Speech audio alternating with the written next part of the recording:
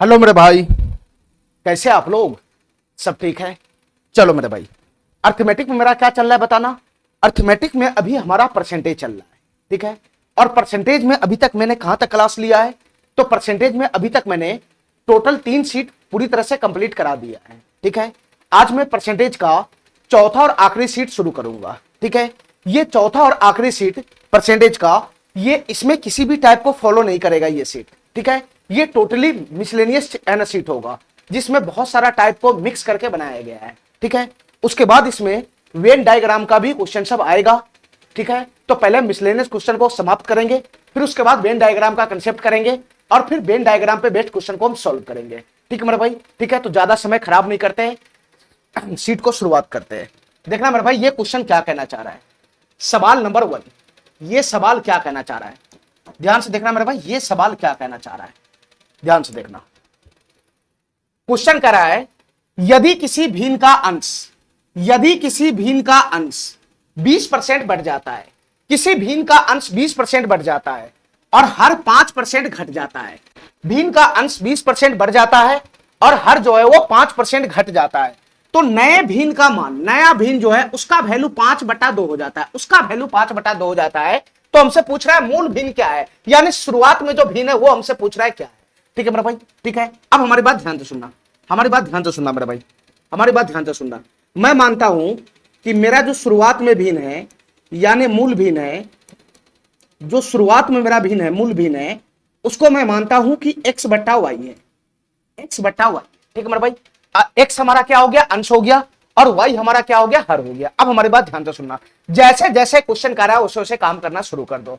यदि किसी भिन्न का अंश 20% बढ़ जाता है, ठीक है मेरा भाई, तो यही हमारा भिन्न है, यही हमारा भिन्न है जिसमें अंश x है, हर y है। अब अंश 20% बढ़ जाता है, तो तुम बताओ मेरे भाई, अंश अगर 20% बढ़ जाएगा, ध्यान से सुनना, ये हमारा अंश है, अगर ये 20% बढ़ जाएगा तो फाइनली ये कितना हो जाएगा, फाइनली ये कितना हो जाएगा, अपने आप का 120% हो जाएगा। अगर हमारा अंश 20% बढ़ जाता है तो अपने आप का ये कितना हो जाएगा, 120% हो जाएगा, अपने आप का ये 120% हो जाएगा, ठीक है, ठीक है। और हर में 5% घट जाता है, यानी कह रहा है क्वेश्चन की हर 5% घट जाता है, तो हर अगर 5% घट जाता है तो फाइनली ये कितना हो जाएगा, फाइनली अपने आप का 95% हो जाएगा, फाइनली अपने आप का 95% हो जाएगा। तो ये हमारा जो होगा ये नया भिन्न होगा, नया भिन्न। अरे पुराना भिन्न हमारा x/y है, x/y जो मूल भिन्न है, लेकिन इसमें मैं छेड़छाड़ कर दिया अंश और हर में। अंश को मैं 20% बढ़ा दिया और हर को मैं 5% घटा दिया, तो फाइनली तुम्हारा अंश और हर यही हो जाएगा ना, फाइनली तुम्हारा अंश और हर यही हो जाएगा ना। तो ये हमारा नया भिन्न हो गया। और क्वेश्चन के अकॉर्डिंग जो नया भिन्न है उसका वैल्यू 5/2 है, तो मेरे अकॉर्डिंग नया भिन्न है उसका वैल्यू ये है और क्वेश्चन के अकॉर्डिंग यही वैल्यू 5/2 है। तो तुम बताओ मेरे भाई, इसका वैल्यू मैं किसके बराबर कर दूंगा, 5/2 के बराबर कर दूंगा, इसका वैल्यू मैं 5/2 के बराबर कर दूंगा, ठीक है। अब यहां से कैलकुलेशन करो, काट कूट करो, काट कूट करेगा तो मूल भिन्न यानी x/y का वैल्यू आ जाएगा। ये मूल भिन्न हमसे पूछ रहा है, मूल भिन्न का मतलब x/y का वैल्यू पूछ रहा है, क्या होगा, ठीक है। चलो अब यहां से काट कूट करोगे तो तुम्हारा मूल भिन्न आ जाएगा। देखो मेरे भाई ध्यान से, परसेंटेज से परसेंटेज चला गया, परसेंटेज से परसेंटेज चला गया। अच्छा तुम बताओ मेरे भाई, ये 5 से कितना मरतबे चला जाएगा, ये 5 से 19 मरतबे चला जाएगा, और ये 5 से कितना मरतबे चला जाएगा, 24 मरतबे चला जाएगा, ये 5 से 24 मरतबे चला जाएगा। तो तुम बताओ यहां से काट कूट करने के बाद क्या बन गया बताना, काट कूट करने के बाद क्या हो गया, x/y क्या बन जाएगा बताना, x/y क्या बन जाएगा बताना। ये 19 उधर चला जाएगा और 24 नीचे आ जाएगा, नहीं ये 19 ऊपर चला जाएगा, तो 19 की गुना 5 में होगा तो कितना हो जाएगा, 95, ठीक है। और 24 नीचे आ जाएगा तो 24 की गुना 2 में होगा तो कितना हो जाएगा, 48। तो हमारा जो मूल भिन्न है वो 95/48 हो जाएगा, 95/48 हो जाएगा। ये सी नंबर ऑप्शन हमारा करेक्ट हो जाएगा, ठीक है, ठीक है। चलो इस क्वेश्चन में था नहीं कुछ, चलो मेरे भाई सवाल नंबर 2 देखना, ये सवाल क्या कहना चाह रहा है, सवाल नंबर 2 देखना भाई, ये सवाल क्या कहना चाह रहा है, देखना ध्यान से। गलत से किसी धनात्मक भिन्न के स्थान पर, गलती से किसी कोई भिन्न था हमारा धनात्मक, उसके स्थान पर इसका व्युत्क्रम टाइप हो जाता है और इस तरह इसके मान में 175/4% की कमी हो जाती है। धनात्मक भिन्न के स्थान पर इसका व्युत्क्रम टाइप हो जाता है, व्युत्क्रम टाइप हो जाता है। तो इसमें क्या होगा, अरे भाई कोई भिन्न है हमारा, उसके बदला में उसका व्युत्क्रम टाइप हो गया, तो भाई जो भिन्न था ओरिजिनल और उसका जो व्युत्क्रम है उसके बीच में कुछ डिफरेंस क्रिएट हो जाएगा, ठीक है। तो वो डिफरेंस कितना का है, 175/4% की कमी हो जाती है। तो भिन्न का मान बताओ क्या होगा। यानी प्रारंभिक भिन्न जो है हमारा मूल भिन्न है वो हमसे पूछ रहा है क्या होगा, जो हमारा मूल भिन्न है वो क्वेश्चन हमसे पूछ रहा है क्या होगा। अब हमारी बात ध्यान से सुनना मेरे भाई, ध्यान से सुनना, थोड़ा सा बुद्धि लगाने वाला क्वेश्चन है। मैं मान लेता हूं कि मेरा जो मूल भिन्न है वो है x बटा का y, x बटा का y, ठीक है, x बटा का y। लेकिन गलती से क्या हुआ, गलती से हमारा जो भिन्न है वो व्युत्क्रम टाइप हो गया। टाइप करना था हमको x बटा y, लेकिन गलती से ये y बटा x हो गया। व्युत्क्रम का मतलब उसको पलट दो। टाइप करना था x बटा y, लेकिन गलती से ये y बटा x टाइप हो गया, इसका व्युत्क्रम टाइप हो गया। तो इस प्रकार इसके मान में 175/4% की कमी हो जाती है। अब हमारी बात ध्यान से सुनना मेरा भाई, हमारी बात ध्यान से सुनना, 175/4% की कमी हो जाती है। इसका मतलब क्या हुआ, हमारी बात ध्यान से सुनना। अगर मैं इसका फ्रैक्शन वैल्यू निकालूं तो क्या हो जाएगा, 175/4 है, ये 175 बटा का ये 4 है, ये परसेंटेज आएगा तो डबल जीरो हो जाएगा। नहीं हो जाएगा डबल जीरो, नहीं हो जाएगा डबल जीरो। अब बताओ मेरे भाई 25 से ये कितना मर्तबे चला जाएगा, 7 मर्तबे चला जाएगा। और 25 से ये कितना मर्तबे चल जाएगा, 25 छक 150, 16 हो जाएगा। 7/16 की कमी हो जाती है, ठीक है, 7/16 की क्या हो रहा है, कमी हो रहा है, 7/16 की कमी हो रहा है। इसका मतलब क्या हुआ, इसका मतलब क्या हुआ, ध्यान से सुनना, इसका मतलब क्या हुआ, इसका मतलब क्या हुआ कि ये वाला जो वैल्यू है, ध्यान से सुनना, ये वाला जो वैल्यू है, ये वाला वैल्यू से कितना कम है, 7/16 कम है। अरे बताओ ना यार, इस भिन्न के बदला में ये टाइप हो गया तो इस भिन्न के मान में कमी आ गया, भिन्न के मान में कमी आ गया। इसका मतलब ये वाला जो वैल्यू है नया भिन्न, ये जो पलटने के बाद जो बनता है भिन्न, ये इस वाले वैल्यू से कम है। कितना कम है, 7/16 कम है। तो तुम बताओ मेरे भाई, ये वाला वैल्यू अगर इस वाले वैल्यू से 7/16 कम है तो फाइनली मैं क्या बोलूंगा कि ये वाला वैल्यू इस वाले वैल्यू का 9/16 है, ये वाले वैल्यू का 9/16। अरे काय नहीं समझ रहा है, काय नहीं समझ रहा है। अगर ये वाला वैल्यू से 7/16 कम है तो 7/16 कम का मतलब क्या, 7/16 कम का मतलब क्या, 16 यूनिट में 7 यूनिट कम है। इसका मतलब ये वाला भिन्न फाइनली 9/16 हो जाएगा, ठीक है, ये वाला भिन्न इस वाले भिन्न का 9/16 हो जाएगा। अरे समझ रहा है, ये वाला भिन्न इस वाले भिन्न से 7/16 कम है तो ये वाला भिन्न फाइनली इस वाले भिन्न का 9/16 हो जाएगा। इतना बात तो समझना ना, मैं डायरेक्ट फाइनल पे बात कर रहा हूं, कमी और बेसी के बारे में बात नहीं कर रहा हूं। चलो अब यहां से क्या निकालना है, भिन्न का मान बताना है क्या होगा, यानी मूल भिन्न बताना है क्या होगा। मूल भिन्न का मतलब x बटा y का मान बताना है क्या होगा, x बटा y का मान बताना है क्या होगा। अरे समझ रहा है, चलो तो यहां से बताओ मेरे भाई क्या बन जाएगा, यहां से बताओ क्या बन जाएगा। अगर मैं क्रॉस गुना करूंगा तो क्या बन जाएगा बताना, ये क्रॉस गुना करूंगा तो x की x में गुना होगा तो x स्क्वायर हो जाएगा, ठीक है, और y की y में गुना होगा तो y स्क्वायर हो जाएगा, y स्क्वायर हो जाएगा बराबर। इसको मैं इधर खींच लिया, इसको मैं उधर जाने दिया, तो ये जब उधर जाएगा तो पलटी मार देगा, 16/9 हो जाएगा, 16/9 हो जाएगा। तो यहां से बताओ मेरे भाई x से y का रेशियो क्या बनेगा, x बटा y क्या बनेगा बताना। ये स्क्वायर उधर चला जाएगा तो रूट पकड़ लेगा, रूट अंदर 16/9 हो जाएगा, रूट अंदर 16/9 का वैल्यू कितना हो जाएगा, 4/3 हो जाएगा, 4/3 हो जाएगा, ठीक है।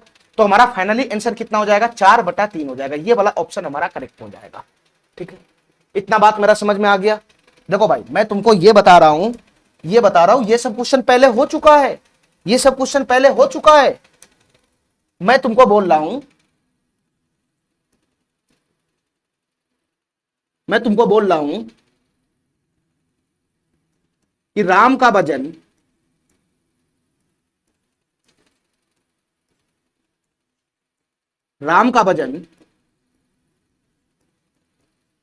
श्याम के वजन से 20% कम है। इस बात का मतलब क्या हुआ, राम का वजन श्याम के वजन से 20% कम है। इस बात का मतलब क्या हुआ, इस बात का मतलब यह हुआ कि राम का जो वजन है वो श्याम के वजन से 20% कम है। तो फाइनली हम ये बोलेंगे कि राम का जो वजन है वो श्याम के वजन का 80% है। अरे यही मतलब हुआ ना इस बात का कि राम का वजन श्याम के वजन से 20% कम है। तो राम का वजन अगर श्याम के वजन से 20% कम है, इसका मतलब हुआ कि राम का वजन श्याम के वजन का 80% है, 80% है। बस मैं यही काम यहां पे किया हूं, बस मैं यही काम यहां पे किया हूं। ये वाला जो वैल्यू है, ये वाला जो वैल्यू है वो ये वाला वैल्यू से 7/16 कम है। ये वाला वैल्यू से 7/16 कम है। इसका मतलब ये हुआ कि ये वाला वैल्यू का 9/16 है। ये वाला वैल्यू का 9/16 है। अरे काय नहीं मेरा बात समझ रहा है, ये मिसलेनियस है और इसमें तुमको पिछला कंसेप्ट पूरी तरह से मजबूत होना चाहिए। ठीक है, पीछे का सीट सब कंप्लीट होना चाहिए, क्वेश्चन सब पे कमांड होना चाहिए, तब जाके ये क्वेश्चन ये सीट तुमको समझ में आएगा। डायरेक्ट मुंह उठा के आ जाओगे इस चैप्टर में तो बिल्कुल भी नहीं समझ में आएगा। चलो इस सवाल को देखो मेरे भाई, ये सवाल क्या कहना चाह रहा है। प्रत्येक दिन एक आम विक्रेता अपने स्टॉक का आधा हिस्सा बेचता है। ध्यान से सुनना मेरे भाई, एक आम विक्रेता अपने स्टॉक का, यानी शुरुआत में उसके पास जितना भी स्टॉक है, शुरुआत में उसके पास जितना भी स्टॉक है, जितना भी माल है, उसका आधा हिस्सा बेचता है। ठीक है, और रात्रि में स्टॉक का 10% भाग खराब हो जाता है। ठीक है, दिन में क्या करता है, आधा हिस्सा बेचता है, और जो आधा हिस्सा बच जाता है उसमें से 10% भाग खराब हो जाता है रात में। ठीक है, ठीक है, ऐसा वो 3 दिन करता है, 3 रात करता है, 3 रात्रियों में, 3 रात्रियों में कुल उसके 1983 आम खराब हो गए। यानी 3 बार ये प्रोसेस हुआ है। पहला दिन स्टॉक बेचा आधा, और पहला रात्रि में 10% खराब हो गया। फिर दूसरा दिन जो बचा हुआ स्टॉक है उसमें से आधा स्टॉक बेचा, फिर रात्रि में 10% खराब हो गया। फिर तीसरा दिन जो है उसमें से जो बचा हुआ स्टॉक है उसका आधा स्टॉक बेचा, और रात्रि में फिर से 10% हिस्सा खराब हो गया। तो ये 3 बार प्रोसेस हो रहा है। इस प्रकार खराब हिस्सा, जो आम खराब हो जाता है, टोटल आम खराब होता है, उसकी संख्या 1983 बता रहा है। 1983 आम खराब हो गया। तो क्वेश्चन हमसे पूछ रहा है कि प्रारंभ में उसके पास कितने आम थे ये बताना। ठीक है, प्रारंभ में उसके पास कितने आम थे ये बताना है। ठीक है, तो मैं यहां पे एज्यूम करना पड़ेगा हमको। ध्यान से सुनना मेरे भाई, हमको एज्यूम करना पड़ेगा। ठीक है, अब एज्यूम मैं 100 करूंगा नहीं, तो मैं क्या एज्यूम करूंगा, देखो मेरे भाई ध्यान से, ये 3 बार प्रोसेस हो रहा है, ये 3 बार प्रोसेस हो रहा है, ध्यान से देखते रहना। ये 3 बार प्रोसेस हो रहा है, 3 बार प्रोसेस हो रहा है। 3 बार प्रोसेस किस चीज का हो रहा है, आधा हिस्सा खराब हो रहा है। 3 बार में आधा आधा हिस्सा खराब हो रहा है। ठीक है, सॉरी, आधा आधा हिस्सा बेचता है, 1/2, 1/2, 1/2। ठीक है, 3 बार प्रोसेस में वो आधा आधा स्टॉक बेचता है, और स्टॉक का 10% भाग खराब होता है। इसमें भी 3 बार प्रोसेस है, इसमें भी 3 बार प्रोसेस है। 10% का फ्रैक्शन वैल्यू 1/10, 1/10, 1/10, 1/10, 3 बार खराब भी होता है स्टॉक का हिस्सा 10%।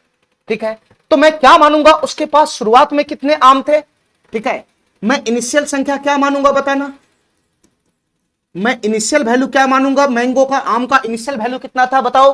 तो मैं इन सब का क्या करूंगा, हर का मल्टी है ना, हर का गुणनफल मान लेता हूं। इनिशियल जो इसका वैल्यू है आम का, उसके पास कितने आम थे, मैं इन सब का जो हर है, इन सब का जो हर है उसका मैं क्या मान लेता हूं, गुणनफल मान लेता हूं। तो बताओ इसका गुणनफल कितना हो जाएगा, 2 की गुना 2 में 4, 4 की गुना 2 में 8, 8 की गुना 3 जीरो में होगा, तो ये हो जाएगा 8000। ठीक है, उसके पास इनिशियल में कितना आम था, 8000, मैं मानता हूं 8000। ठीक है, कि शुरुआत में उसके पास 8000 आम था। चलो अब यहां से 3 बार प्रोसेस हो रहा है, तो 3 बार का कहानी करो मेरे भाई। 3 बार प्रोसेस हो रहा है, ध्यान से सुनना। सबसे पहला प्रोसेस हो रहा है, पहला दिन में क्या हुआ, पहला दिन में क्या हुआ, ध्यान से सुनना मेरे भाई। शुरुआत में उसके पास 8000 आम था, तो पहला दिन में उसके पास 8000 आम था, 8000। ठीक है, 8000 आम था, 8000। तो 8000 में से वो आधा हिस्सा बेच देता है, 8000 में से आधा हिस्सा बेच देता है। ठीक है, यानी 50% हिस्सा बेच देता है। तो 8000 में से वो कितना बेच देता है, 4000 सेल कर देता है, 4000 सेल कर देता है। ये 4000 सेल कर दिया। ठीक है, 8000 में से 4000 सेल कर दिया, ये पहले दिन का कहानी है, पहले दिन का। 8000 में से 4000 आम सेल कर दिया, तो बच गया कितना उसके पास आम, 4000 बच गया, 4000 बच गया। ठीक है, आधा हिस्सा तो वो बेच दिया, 8000 में से 4000 हिस्सा तो वो बेच दिया, तो उसके पास बचा कितने आम, 4000 बचा, 4000। लेकिन रात्रि में क्या है, 10% भाग खराब हो जाता है, तो 4000 में से 10% खराब हो गया, 4000 में से 10% खराब हो गया, तो 4000 का 10% कितना हो जाएगा, 400। 400 आम खराब हो गया, तो 400 आम खराब हो गया, तो रात्रि में खराब होने के बाद वो बचेगा कितना आम फाइनली, तो 4000 में से 400 खराब हो गया, तो फाइनली उसके पास 3600 आम रिमेनिंग बचेगा, फाइनली उसके पास 3600 आम रिमेनिंग बचेगा। ध्यान से देखते रहना मेरे भाई, ध्यान से देखते रहना। ये 400 आम इसका क्या हो गया, खराब हो गया। ये वाला पोर्शन खराब को डिनोट कर रहा है, खराब आम को डिनोट कर रहा है। ठीक है, ठीक है। अच्छा, अब दूसरे दिन क्या कहानी होगा बताना, दूसरे दिन क्या कहानी होगा, दूसरे दिन क्या कहानी होगा, ध्यान से देखना। दूसरे दिन क्या कहानी होगा, जो रात्रि में खराब होने के बाद बचा आम, जो रात्रि में खराब होने के बाद बचा आम, यानी ये वाला आम बच गया खराब होने के बाद, फाइनली खराब होने के बाद जो बच गया वही, वो सेकेंड दिन आएगा सेल में, सेकेंड बार आएगा सेल में, सेकेंड दिन आएगा सेल में। तो 3600 आम फिर से आएगा सेल में सेकेंड दिन, और 3600 में से क्या करना है बताना, 3600 में से फिर से वो आधा स्टॉक बेच देगा, फिर से 3600 में आधा स्टॉक बेच देगा, तो 3600 का आधा कितना होता है 1800। 1800 आम फिर से वो यहां से बेच देगा, 1800 आम फिर से वो बेच देगा, ठीक है। 50% बेचता है और बेचने के बाद जो बचता है उसका 10% खराब होता है। तो 3600 में से 1800 बेच दिया तो बचा कितना उसके पास, 3600 में 1800 बेच दिया आम, तो बचा कितना उसके पास आम, 1800 बच गया, 1800 रिमेनिंग हो गया, 1800 आम बच गया, 1800 आम बच गया। फिर रात्रि आएगा, रात्रि में फिर इसका 10% स्टॉक लॉस हो जाएगा। तो 1800 का 10% कितना हो जाएगा, 1800 का 10% कितना हो जाएगा, 180 आम फिर इसका लॉस हो जाएगा, फिर से खराब हो जाएगा। तो फाइनली खराब होने के बाद अब फाइनल कितना आम बच जाएगा बताना। तो 1800 में से 180 घटाओगे तो कितना हो जाएगा, ये 1700, 1620 हो जाएगा, 1620, 1620 हो जाएगा, 1620 आम उसके पास फाइनली बच जाएगा। रात्रि में खराब होने के बाद 1620 आम बच जाएगा, ठीक है। लेकिन ये कहानी 3 बार है, 2 ही बार प्रोसेस हुआ, तीसरा बार भी यही प्रोसेस होगा, तीसरा बार भी यही प्रोसेस होगा, तीसरा बार भी यही प्रोसेस होगा। रात्रि में जो खराब होने के बाद बचा वो फिर तीसरे दिन आएगा बेचने के लिए, फिर आएगा तीसरे दिन बेचने के लिए, 1620 आम फिर से आएगा बेचने के लिए, 1620 आम बेचने के लिए आएगा फिर से, फिर उसके बाद आधा आम ये बेचेगा, यानी 1620 का आधा आम, आधा स्टॉक इसका बिक जाएगा। तो 1620 का है ना आधा कितना हो जाएगा, 810, 810 आम ये बेच दिया, फिर से ये 810 आम बेच दिया, आधा स्टॉक बेच दिया। तो आधा स्टॉक बेचने के बाद इसके पास बचा कितना आम, तो बचा 810 आम, 810 आम बच गया इसके पास। और 810 आम जो बचा फिर ये रात्रि में जाके फिर से इसमें 10% आम खराब हो जाएगा, फिर से 10% आम खराब हो जाएगा। तो 810 का 10% कितना हो जाएगा बताना, 81 हो जाएगा, 81, फिर से 81 आम इसका खराब हो जाएगा, फिर से 81 आम इसका खराब हो जाएगा। तो 81 आम खराब होने के बाद फाइनली इसके पास कितना आम बचेगा बताना। तो 10 में से 1 चला गया तो 9, 10 में से 1 चला गया तो 9, और ये बच गया 10, 10 में से 8 चला गया तो 2, और ये बच गया 729। यानी फाइनली उसके पास 3 रात्रि में खराब होने के बाद फाइनली उसके पास 729 आम बचेगा, ठीक है, ठीक है। चलो बस 3 ही रात का कहानी है, 3 ही है ना, 3 बार ही प्रोसेस हो रहा है। क्वेश्चन हमसे पूछ रहा है कि शुरुआत में उसके पास कितने आम थे, तो शुरुआत में उसके पास 8000 यूनिट आम थे। तो क्वेश्चन हमसे 8000 यूनिट का वैल्यू पूछ रहा है, क्या होगा, 8000 यूनिट का वैल्यू पूछ रहा है क्या होगा, ठीक है मेरा भाई। अब बताओ ये 8000 यूनिट का वैल्यू कैसे आएगा, जब मेरे पास 1 यूनिट का वैल्यू आएगा। और 1 यूनिट का वैल्यू कब आएगा, जो क्वेश्चन के अकॉर्डिंग डाटा है, जो मेरे अकॉर्डिंग डाटा है उसका हम मुंह मिलाएंगे तब जाकर 1 यूनिट का वैल्यू आएगा। तो क्वेश्चन के अकॉर्डिंग क्या डाटा है कि उसका टोटल कितना आम खराब हो गया, 1983 आम खराब हो गया, ये क्वेश्चन के अकॉर्डिंग डाटा है। और मेरे अकॉर्डिंग जो डाटा है उसमें उसका कितना आम खराब हो गया बताना, उसका कितना आम खराब हो गया। तो बताओ मेरे भाई, यहां से जोड़ लेगा ना, तो 400 आम पहला रात में खराब हुआ, प्लस दूसरा रात में 180 आम खराब हुआ, और तीसरा रात में कितना खराब हुआ, तीसरा रात में 81 आम खराब हुआ। तो बताओ मेरे अकॉर्डिंग उसका कितना आम खराब हुआ, मेरे अकॉर्डिंग उसका कितना आम खराब हुआ। तो बताओ मेरे भाई कितना आम खराब हो जाएगा, 400, 100, 580, 580 में 20 जोड़ेंगे तो कितना हो जाएगा, 600 हो जाएगा, 600, तो 600 हो जाएगा, 661। मेरे अकॉर्डिंग उसका कितना आम खराब हो गया, 661 यूनिट आम खराब हो गया, ठीक है। क्वेश्चन के अकॉर्डिंग 1983 आम खराब हो गया, और मेरे अकॉर्डिंग उसका 661 यूनिट आम खराब हो गया। तो बताओ मेरे भाई, जो डाटा मेरे अकॉर्डिंग है, जो डाटा क्वेश्चन के अकॉर्डिंग है, उसका मुंह मिलाएंगे तब जाकर 1 यूनिट का वैल्यू आएगा। तो तुम बताओ क्वेश्चन के अकॉर्डिंग मेरे अकॉर्डिंग 661 यूनिट आम खराब हो गया, और क्वेश्चन के अकॉर्डिंग 1983 आम खराब हो गया। तो क्वेश्चन के अकॉर्डिंग 661 यूनिट का वैल्यू ही क्वेश्चन के अकॉर्डिंग कितना है, 1983 है। 661 यूनिट का वैल्यू ही क्वेश्चन के अकॉर्डिंग कितना है, 1983 है, ठीक है, 1983 है। तो 1 यूनिट का वैल्यू कितना आएगा, तो 661 का ये कितना गुना है बताना, ये 3 गुना है, 3 गुना। तो 1 यूनिट का वैल्यू कितना आया, 3 आया, 3। हमको 8000 यूनिट का वैल्यू चाहिए, तो 8000 यूनिट का वैल्यू चाहिए, तो 1 यूनिट का वैल्यू 3 है, तो 8000 यूनिट का वैल्यू कितना हो जाएगा, 3 से गुना कर देंगे तो 24000 हो जाएगा, 24000, ठीक है। यानी शुरुआत में उसके पास कितना आम था, 24000 आम था, 24000, ठीक है। इतना बात मेरा समझ में आ गया, इतना बात मेरा समझ में आ गया। चलो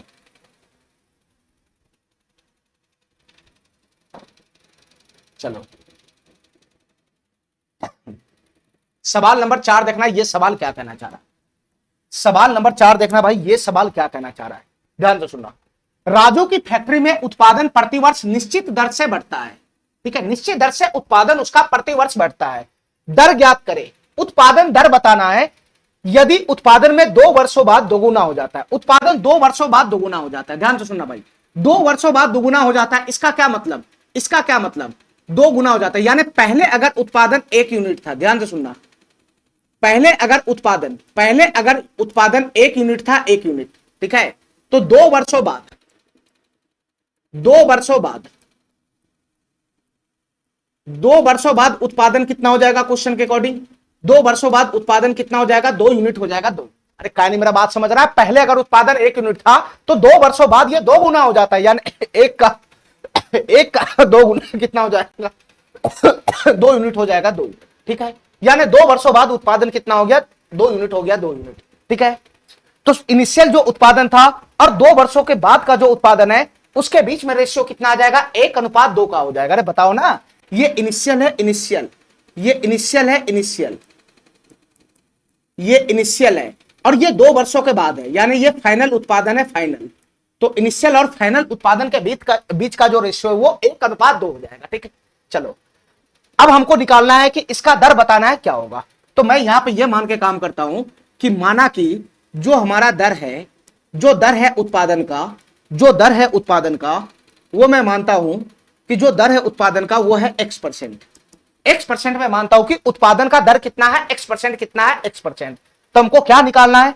हमको X का वैल्यू निकालना है। X का परसेंटेज तो ऑटोमेटिक ऑप्शन में दे रखा है, X का वैल्यू निकालना है, यही दर निकालना है कि उत्पादन प्रतिवर्ष कितने % की दर से बढ़ता है, यही X का मान निकालना है। मैं मान लिया हूं कि X% की दर से बढ़ता है, ठीक है। अच्छा, 2 वर्षों का कहानी है, ध्यान से सुनना मेरे भाई, 2 वर्षों का कहानी है, हमारी बात ध्यान से सुनना, हमारी बात ध्यान से सुनना। यानी पहले वर्ष में उत्पादन X% होता है, ठीक है, और दूसरे वर्ष में भी उत्पादन कितना होता है? इतना ही होता है।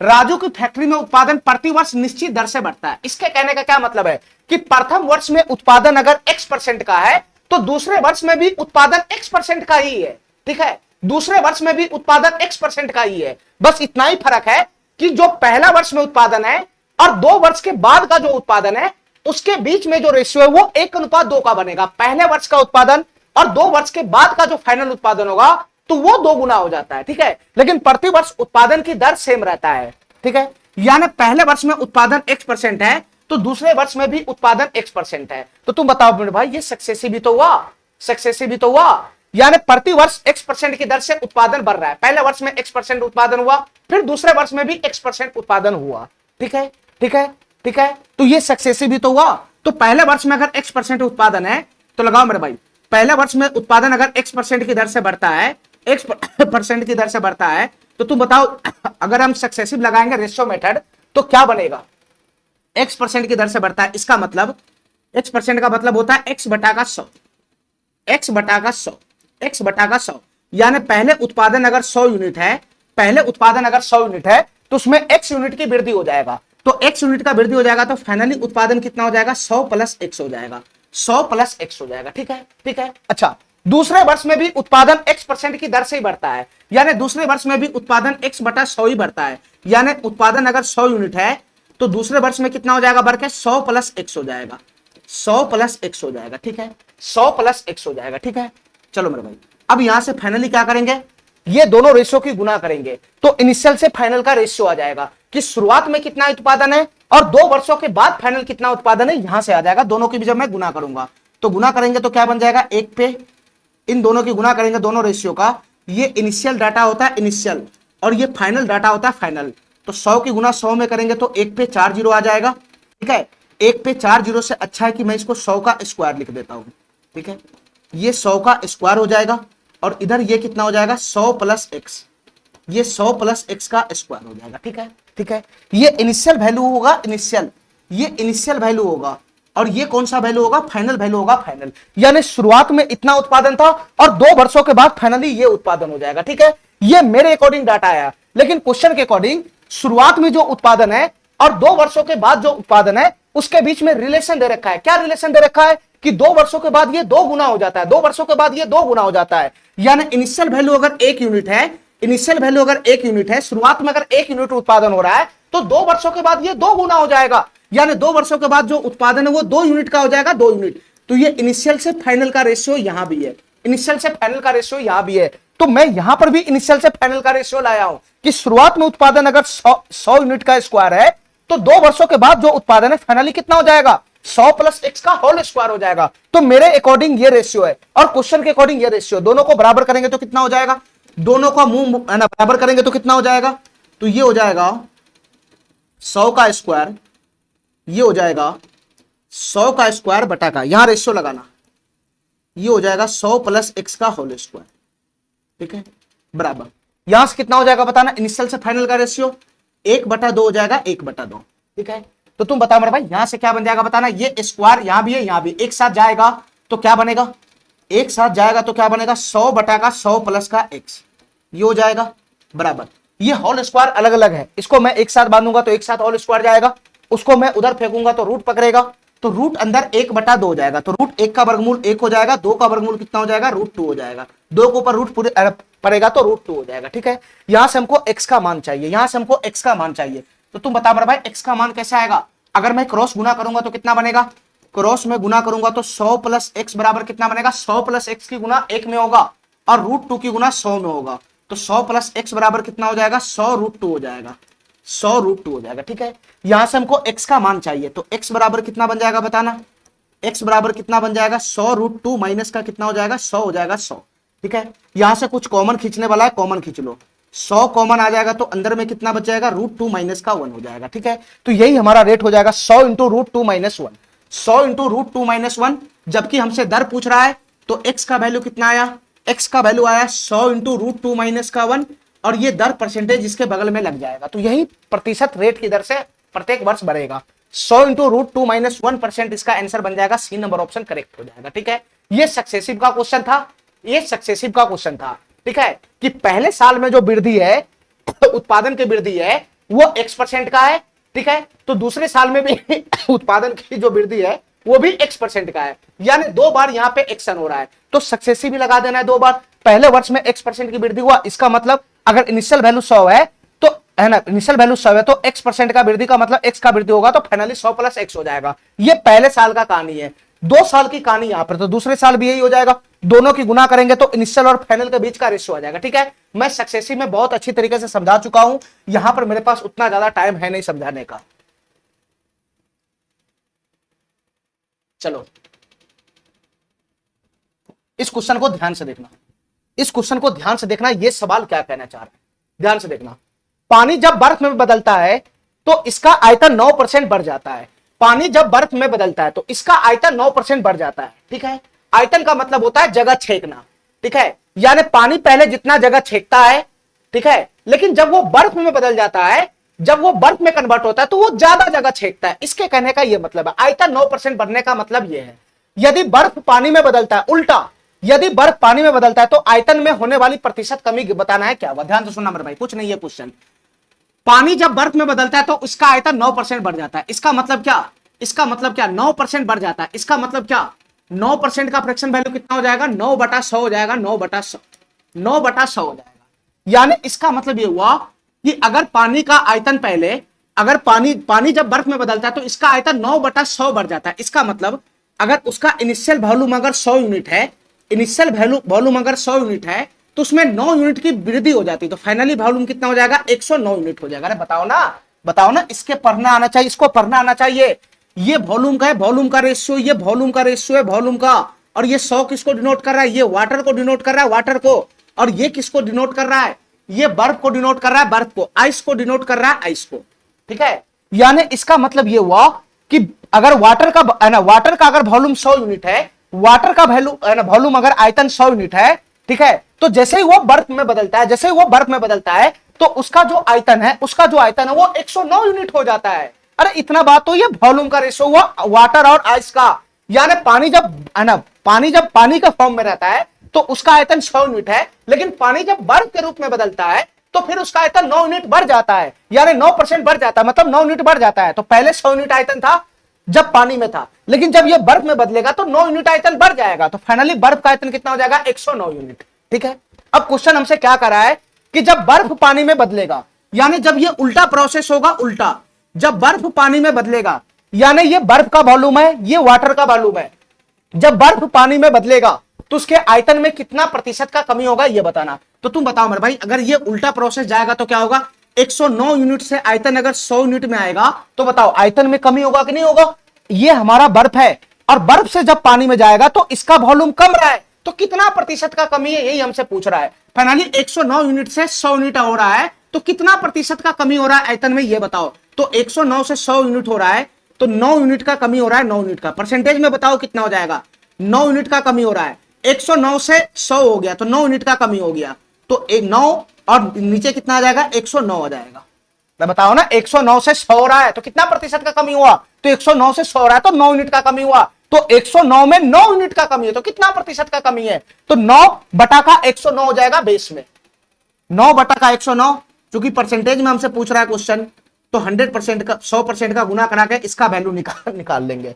तो फाइनली कितना हो जाएगा, 900 बटा का, फाइनली कितना हो जाएगा, 900 बटा का 109%, 900 बटा का 109% हो जाएगा। ठीक है, ठीक है, 109% हो जाएगा। बटा में 109 आ रहा है, सभी ऑप्शन में है। ठीक है, अब बताओ अगर मैं इसका पूर्णांक तोड़ूंगा तो कितना बनेगा, 109 से कितना मर्तबे जाएगा, ये 109 से 9 मर्तबे तो जाएगा नहीं, 981 हो जाएगा, तो 8 मर्तबे ही जाएगा। ठीक है, तो 8 वाला जो ऑप्शन आगे में होगा वही हमारा सही हो जाएगा। ये ऑप्शन समाप्त हो जाएगा, ये ऑप्शन समाप्त हो जाएगा। ठीक है, अब बताओ मेरे भाई, 109 से 8 मर्तबे जाएगा तो कितना हो जाएगा, 109 अठे कितना हो जाएगा, 872 हो जाएगा, 872 हो जाएगा। तो 872 और इधर कितना हो जाएगा 872 हो जाएगा, तो 872, तो इधर 28 बचेगा। 8.28 बटा का 109% इसका आंसर बन जाएगा। ठीक है, 8.28 बटा का 109%, 8.28 बटा का 109%, ए वाला ऑप्शन हमारा करेक्ट हो जाएगा। ठीक है, चलो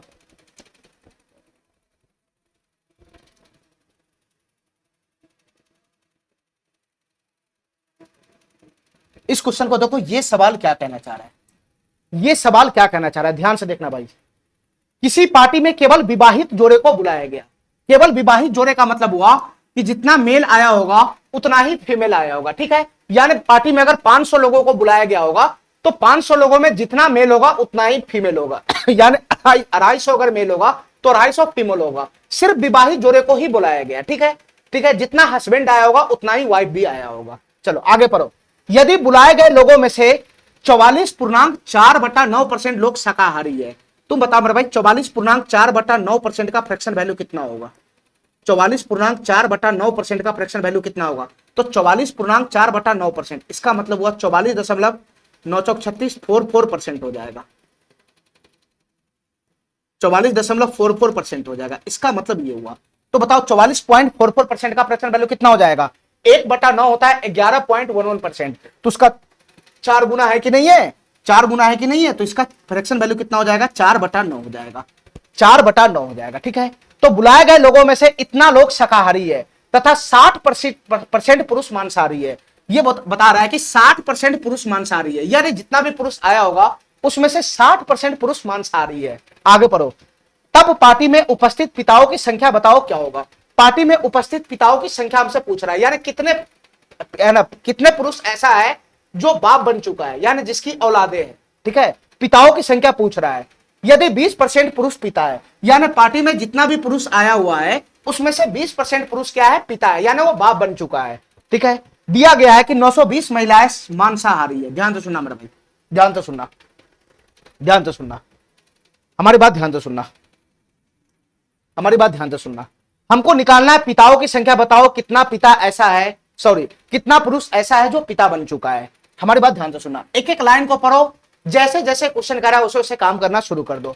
किसी पार्टी में केवल विवाहित जोड़ों को बुलाया गया, यदि बुलाए गए लोगों में से इतना प्रतिशत लोग शाकाहारी है, यानी 44.4/9%, इसका फ्रैक्शन वैल्यू कितना होता है, 4/9 होता है, 4/9, 4/9। इसका मतलब ये हुआ कि टोटल अगर 9 यूनिट लोग आया हुआ है, टोटल अगर 9 यूनिट लोग आया हुआ है तो उसमें से 4 यूनिट लोग ऐसा है जो शाकाहारी है। टोटल अगर 9 यूनिट लोग है तो उसमें से 4 यूनिट लोग ऐसा है जो शाकाहारी है। तो तुम बताओ मेरे भाई, मैं कहां से शुरुआत करूंगा, मैं टोटल से शुरुआत करूंगा, टोटल से कि टोटल पार्टी में कितना लोग आया हुआ है, टोटल पार्टी में कितना लोग आया हुआ है। तो देखो मेरे भाई ध्यान से, यहीं से बन जाएगा ये। अगर मैं दोनों तरफ ऊपर नीचे 100 से गुना कर दूंगा तो यही बन जाएगा, ये बन जाएगा। इसको बस पढ़ना आना चाहिए कि टोटल अगर 900 लोग आया हुआ है, टोटल अगर 900 लोग आया हुआ है तो उसमें से 400 लोग क्या है, शाकाहारी है। तो इसी के अकॉर्डिंग मैं काम करता चला जाऊंगा कि टोटल अगर पार्टी में 900 यूनिट लोग आया हुआ है, 900 लोग आया हुआ है, तो 900 लोगों में से 400 लोग ऐसा है जो शाकाहारी है। तो टोटल अगर 900 लोग है तो उसमें से कुछ वेज भी होगा, कुछ नॉन वेज भी होगा। ये वेज का है और ये नॉन वेज का है, ये नॉन वेज का है। ध्यान से सुनना मेरे भाई, जैसे जैसे क्वेश्चन कहता है वैसे काम करो। टोटल अगर 900 लोग आया हुआ है तो उसमें से 400 लोग कैसा है, शाकाहारी है। तो टोटल 900 में से 400 लोग क्या है, भेज है। भेज, शाकाहारी को अंग्रेजी में भेज बोलते हैं, ठीक है। तो 400 लोग भेज है, तो 900 में से टोटल 400 लोग अगर भेज है तो बताओ नॉन वेज खाने वाला कितना रहा होगा। तो जो बच जाएगा वो नॉन वेज खाने वाला होगा, यानी 500 लोग कैसा होगा, जो नॉन वेज खाएगा। 500 लोग कैसा होगा, जो नॉन वेज खाएगा, ठीक है। अब हमको इतना बताओ कि टोटल अगर 900 लोग आया हुआ है पार्टी में, टोटल अगर 900 लोग आया हुआ है पार्टी में, चाहे 900 बोलो चाहे 900 यूनिट बोलो, मैं एक ही बात को मानता हूं कि टोटल अगर 900 लोग अगर आया होगा पार्टी में, तो उसमें से मेल कितना होगा, फीमेल कितना होगा, ये बताओ। तो 900 में से बताओ सभी विवाहित जोड़ा आया हुआ है, जितना मेल होगा उतना ही फीमेल होगा, दोनों की संख्या इक्वल होगा, दोनों की संख्या इक्वल होगा। टोटल 900 लोग है तो उसमें से आधा फीमेल होगा, आधा मेल होगा, दोनों की संख्या इक्वल होगा, क्योंकि केवल विवाहित जोड़े को बुलाया गया है। तो मैं समझ गया कि 450 लोग इसमें क्या होगा, मेल होगा, और 450 ही कितना होगा, फीमेल ना होगा, ठीक है, ठीक है। चलो आगे पढ़ो। यदि 60% पुरुष मांसाहारी है, 60% पुरुष मांसाहारी है, ध्यान से सुनना भाई, 60% पुरुष मांसाहारी है, हमारी बात ध्यान से सुनना। 60% पुरुष मांसाहारी है, यानी टोटल मेल कितना है बताना, टोटल मेल है कितना बताना। टोटल मेल है 450, टोटल मेल है 450। तो 450 मेल में से, 450 मेल में से कुछ वेज भी होगा और कुछ नॉन वेज वाला भी होगा, कुछ वेज खाने वाला भी होगा, कुछ नॉन वेज खाने वाला भी होगा। तुमको कह रहा है क्वेश्चन कि 60% पुरुष मांसाहारी है, ठीक है। तो टोटल 450 लोगों का 60% क्या है, मांसाहारी है, ठीक है, मांसाहारी है। तो नॉनवेज खाने वाला कितना हो जाएगा, 450 का 60%, 450 का 60% क्या हो जाएगा, मांसाहारी हो जाएगा। तो तुम बताओ नॉनवेज खाने वाला कितना पुरुष होगा बताना। 450 का 60% कितना होगा, 450 का 10% हो जाएगा 45। तो 45 के गुना 6 में करोगे तो 6 पंजे 30, 6 24 3 27, यानी 270 लोग ऐसा है जो मांसाहारी है पुरुष में, पुरुष में 270 मांसाहारी है। तो तुम बताओ अगर 450 पुरुष में अगर 270 मांसाहारी है तो वेज खाने वाला कितना होगा। तो 450 में से 270 घटाओगे तो कितना बनेगा, 0। 15 में से 7 चला गया तो 8, और ये कितना बन जाएगा, 180। 180 पुरुष ऐसा होगा जो शाकाहारी होगा, ठीक है। आगे पढ़ो। यदि पार्टी में उपस्थित पिताओं की संख्या ज्ञात करें, यदि 20% पुरुष पिता है, ठीक है। हमसे क्वेश्चन क्या पूछ रहा है, ध्यान से सुनना। हमसे क्वेश्चन पूछ रहा है कि पार्टी में उपस्थित पिताओं की संख्या ज्ञात करें, और पिता है कितना, 20% पुरुष पिता है, यानी जितना भी पुरुष है उसका 20% फादर बन चुका है। तो बताओ पुरुष है कितना, 450 यूनिट। तो 450 का 20% ही पिता है। तो 450 का 20% कितना होगा बताना। 450 का 20% होगा 90 यूनिट, यानी 90 को पुरुष ऐसा है जो बाप बन चुका है, ठीक है। तो हमसे 90 यूनिट का क्वेश्चन ही, 90 यूनिट का वैल्यू ही क्वेश्चन हमसे पूछ रहा है, क्या होगा। क्वेश्चन हमसे 90 यूनिट का वैल्यू ही पूछ रहा है, क्या होगा। ध्यान से सुनना मेरे भाई, क्वेश्चन हमसे 90 यूनिट का वैल्यू पूछ रहा है, क्या होगा। तो 90 यूनिट का वैल्यू निकालने के लिए हमको 1 यूनिट का वैल्यू चाहिए, और 1 यूनिट का वैल्यू निकालने के लिए हमको जो क्वेश्चन के अकॉर्डिंग डाटा है, जो मेरे अकॉर्डिंग डाटा है, उसका मुंह मैच खाएगा तभी 1 यूनिट का वैल्यू आएगा। तो बताओ क्वेश्चन के अकॉर्डिंग क्या एक्चुअल डाटा है। तो क्वेश्चन के अकॉर्डिंग डाटा है कि 920 महिलाएं मांसाहारी है, 920 महिलाएं मांसाहारी है, 920 महिलाएं मांसाहारी है। तो तुम बताओ मेरे भाई, हमको खाली नॉनवेज वाला पे फोकस करना है कि मेरे अकॉर्डिंग कितना महिला मांसाहारी है, ये हमको निकालना है। तुम बताओ खाली नॉनवेज वाला पे फोकस करना है। नॉनवेज खाने वाला टोटल लोग कितना है बताना। नॉनवेज खाने वाला कितना लोग है टोटल, 500 लोग है, 500 लोग, ठीक है। ये 500 लोगों में मेल भी होगा फीमेल भी होगा, ये 500 लोगों में मेल भी होगा फीमेल भी होगा। हमको खाली फीमेल पे फोकस करना है, फीमेल पे कि कितना महिलाएं मांसाहारी है, खाली हमको अपने अकॉर्डिंग ये डाटा लाना है। तुम बताओ टोटल 500 लोग ऐसा है जो नॉनवेज खाने वाला है, तो 500 लोगों में मेल भी होगा फीमेल भी होगा। अब तुम बताओ मेरे भाई, तुम बताओ मेरे भाई कि जो हमारा मेल है उसमें से कितना मेल ऐसा है जो नॉनवेज खाता है। तो कितना मेल ऐसा है जो नॉनवेज खाता है, तो मेल 270 को ऐसा है जो नॉनवेज खाता है। तो मेल की संख्या कितना हो गया, 270 यूनिट हो गया, 270 यूनिट, ठीक है। टोटल नॉनवेज खाने वाला लोग है 500, टोटल नॉनवेज खाने वाला लोग है 500, उसमें से 270 लोग ऐसा है जो पुरुष है। तो बताओ महिला कितना होगा जो नॉनवेज खाता होगा। तो टोटल 500 लोगों में से 270 को मेल है नॉनवेज, तो जो बच जाएगा वो फीमेल नॉनवेज हो जाएगा, जो बच जाएगा वो फीमेल नॉनवेज हो जाएगा। तो 500 टोटल लोगों में से 270 को मेल को घटा दोगे तो जो बचेगा संख्या वो फीमेल का होगा जो नॉनवेज खाती होगी। तो 500 में से 270 घटाओ, तो 500 में से 200 घटाएंगे तो कितना हो जाएगा, 300। 300 में से 70 और घटाओ तो 230 हो जाएगा।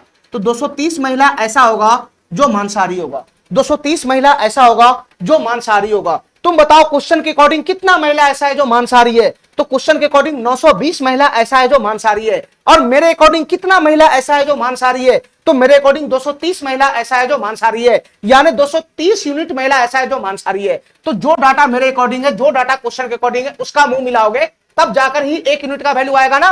तो फाइनली हमको इतना पता चल गया कि 230 यूनिट का वैल्यू ही क्वेश्चन के अकॉर्डिंग कितना है, 230 यूनिट का वैल्यू क्वेश्चन के अकॉर्डिंग कितना है, 920 है। 920 कितना गुना है बताना, ये 230 का 23 चौक 92, ये 4 गुना है, 4 गुना।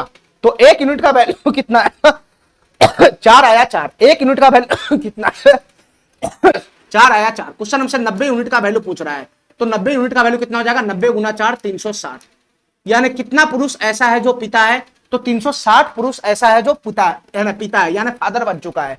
360 पुरुष ऐसा है जो है ना फादर बन चुका है। ये वाला ऑप्शन हमारा करेक्ट हो जाएगा। चलो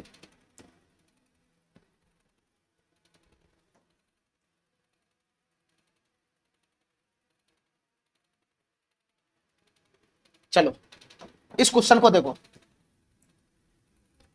ध्यान से देखना। शहर बी की जनसंख्या शहर ए की जनसंख्या से 56.25% अधिक है, 56.25% अधिक है। इसका मतलब क्या हुआ, 56.25% का फ्रैक्शन वैल्यू कितना हो जाएगा, देखो 56.25% का फ्रैक्शन वैल्यू कितना हो जाएगा, इसको मैं ब्रेक करके लिख सकता हूं 50% प्लस का 6.25%। अरे ऐसे ही तो लिखूंगा मैं 56.25% को, 50% प्लस का 6.25%। ठीक है, इधर देखना। तो 50% का फ्रैक्शन वैल्यू कितना होता है 1/2 प्लस का 6.25% का फ्रैक्शन वैल्यू कितना होगा 1/16 होगा। ठीक है, जब मैं एलसीएम लगाऊंगा तो 16 एलसीएम बन जाएगा, तो 2 8 16 प्लस का 1, ये 9/16 हो जाएगा, ये 9/16 हो जाएगा। ठीक है, ये 9/16 हो जाएगा। यानी शहर बी की जनसंख्या शहर ए की जनसंख्या से, शहर ए की जनसंख्या से 9/16 अधिक है, 9/16 अधिक है, 9/16 अधिक है। इसका कहने का यह मतलब हुआ कि शहर ए की जनसंख्या, ध्यान से देखते रहना, शहर ए की जनसंख्या अगर 16 यूनिट है, 16 यूनिट, तो शहर बी की जनसंख्या कितना हो जाएगा, शहर बी की जनसंख्या कितना हो जाएगा, शहर बी की जनसंख्या शहर ए की जनसंख्या से 9/16 यूनिट अधिक है। यानी शहर ए की जनसंख्या अगर 16 यूनिट है तो शहर बी की जनसंख्या उससे 9 यूनिट अधिक है, यानी शहर बी की जनसंख्या 9 यूनिट अधिक हो जाएगा। तो 16 9 कितना हो जाएगा 25 यूनिट हो जाएगा, 25 यूनिट। अरे काय नहीं मेरा बात समझ रहा है, ये सब मैं बेसिक बात पहले पढ़ा चुका हूं। ठीक है, शहर बी की जनसंख्या शहर ए की जनसंख्या से 9/16 अधिक है। इसके कहने का मतलब 9/16 अधिक है, इसके कहने का मतलब ये नजदीक वाला बेस को रिप्रेजेंट करता है कि शहर ए की जनसंख्या अगर 16 यूनिट है तो शहर बी की जनसंख्या उससे 9 यूनिट ज्यादा है। तो 16 यूनिट से 9 यूनिट ज्यादा करोगे तो शहर बी की जनसंख्या 25 यूनिट हो जाएगा। ठीक है, तो दोनों शहर की जनसंख्या का रेशियो हो गया, ये दोनों शहर की जनसंख्या का रेशियो हो गया। दोनों शहर की जनसंख्या का रेशियो कितना आ गया बताना, ये दोनों शहर की जनसंख्या का रेशियो कितना आ गया बताना, ये दोनों शहर की जनसंख्या का रेशियो कितना आ गया, दोनों शहर की जनसंख्या का रेशियो आ गया 16:25। दोनों शहर की जनसंख्या का रेशियो कितना आ गया 16:25 हो गया। ठीक है, अब आगे पढ़ो। अगले 2 वर्षों में शहर ए की जनसंख्या प्रति वर्ष x% की वृद्धि होती है। शहर ए की जनसंख्या 2 वर्षों में x% की वृद्धि होती है प्रति साल, यानी पहले साल भी x% बढ़ा और दूसरे साल भी x% बढ़ा। ठीक है, ये शहर ए की जनसंख्या का कहानी है। अच्छा, शहर बी की जनसंख्या का क्या कहानी है, शहर बी की जनसंख्या में प्रतिवर्ष उतने ही प्रतिशत की कमी होती है, यानी पहले वर्ष में शहर बी की जनसंख्या में x% की कमी होगा तो दूसरे वर्ष में भी उसकी जनसंख्या में फिर से x% की कमी होगा, ऐसा क्वेश्चन कह रहा है। और 2 वर्षों के बाद ए और बी की जनसंख्या बराबर हो जाती है, और 2 वर्षों के बाद इसके जनसंख्या में x% की वृद्धि होगा 2 साल तक, इसके जनसंख्या में x% की कमी होगा 2 साल तक, और 2 साल के बाद दोनों का जो फाइनल जनसंख्या होगा वो आपस में इक्वल हो जाएगा। ठीक है, तो तुम हमको ये बताओ ये क्वेश्चन कैसे सॉल्व हो जाएगा। तो x का मान बताना है क्या होगा, x का मान बताना है क्या होगा। चलो हमारी बात ध्यान से सुनना, देखो शहर ए की जनसंख्या को मैं ए मान लेता हूं, शहर ए की जनसंख्या को मैं ए मान लेता हूं। ठीक है, ए मान लेता हूं। अगर शहर ए की जनसंख्या में पहले वर्ष में x% की वृद्धि होता है और दूसरे वर्ष में भी x% की वृद्धि होता है, तो तुम बताओ शहर ए की जनसंख्या फाइनली कितना हो जाएगा। देखो अगर शहर ए की जनसंख्या में पहले x% की वृद्धि होता है, x% का वृद्धि का मतलब x/100 का वृद्धि, x/100 का वृद्धि, यानी जनसंख्या अगर 100 यूनिट है, जनसंख्या पहले अगर 100 यूनिट है तो उसमें x% का वृद्धि हो जाएगा, तो फाइनली कितना हो जाएगा 100 प्लस x हो जाएगा, 100 प्लस x हो जाएगा। तो पहले वर्ष में वृद्धि होने के बाद, पहले वर्ष में वृद्धि होने के बाद ये शहर ए का फाइनली जनसंख्या ये हो जाएगा, ये शहर ए का फाइनली जनसंख्या ये हो जाएगा ए।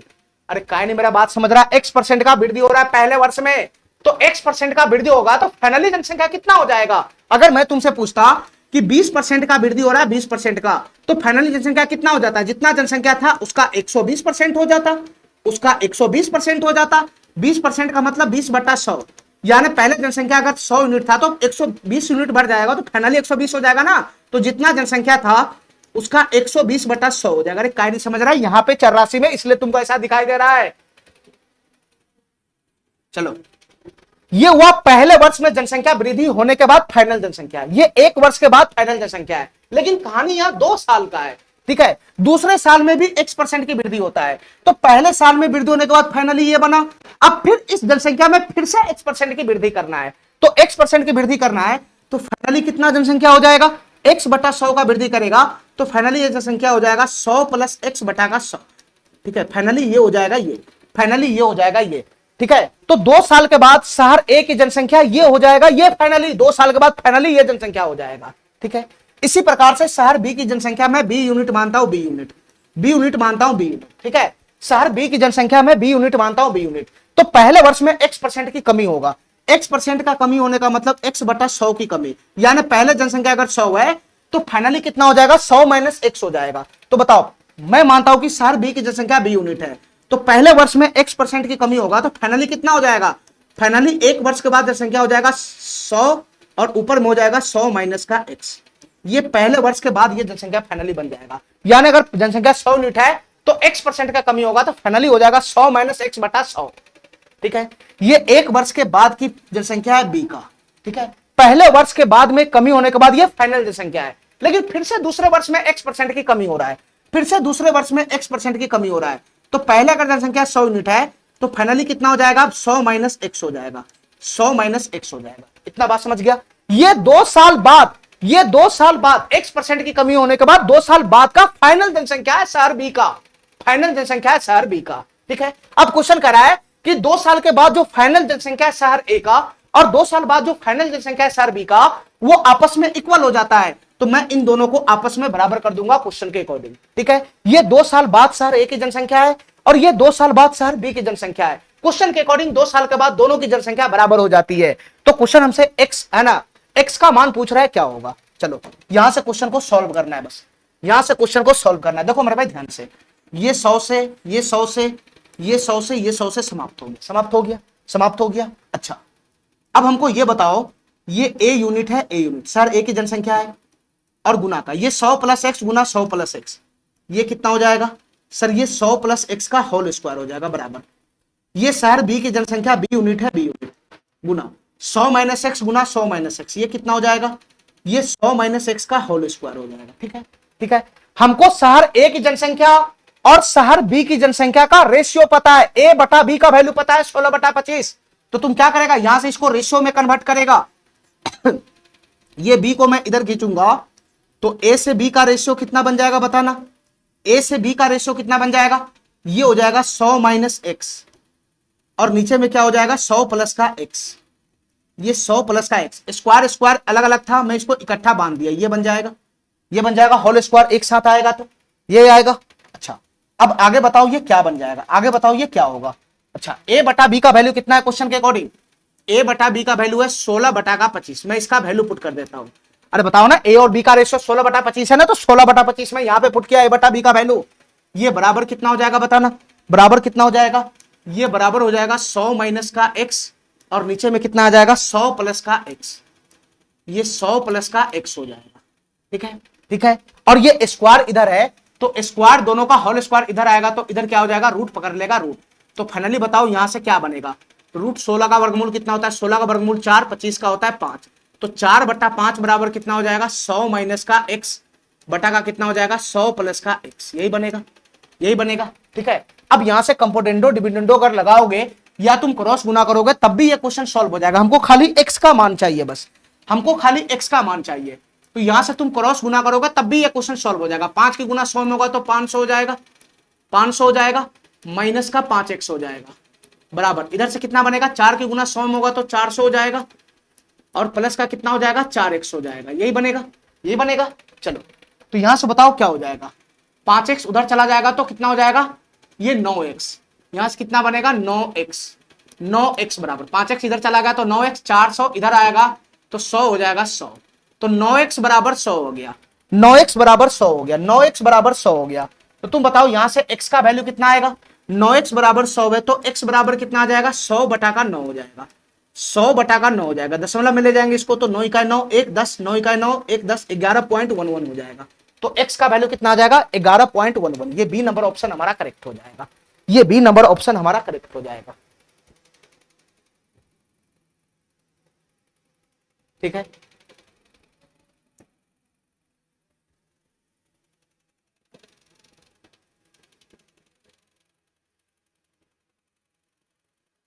चलो इस सवाल को करो। ये सवाल क्या कहना चाह रहा है,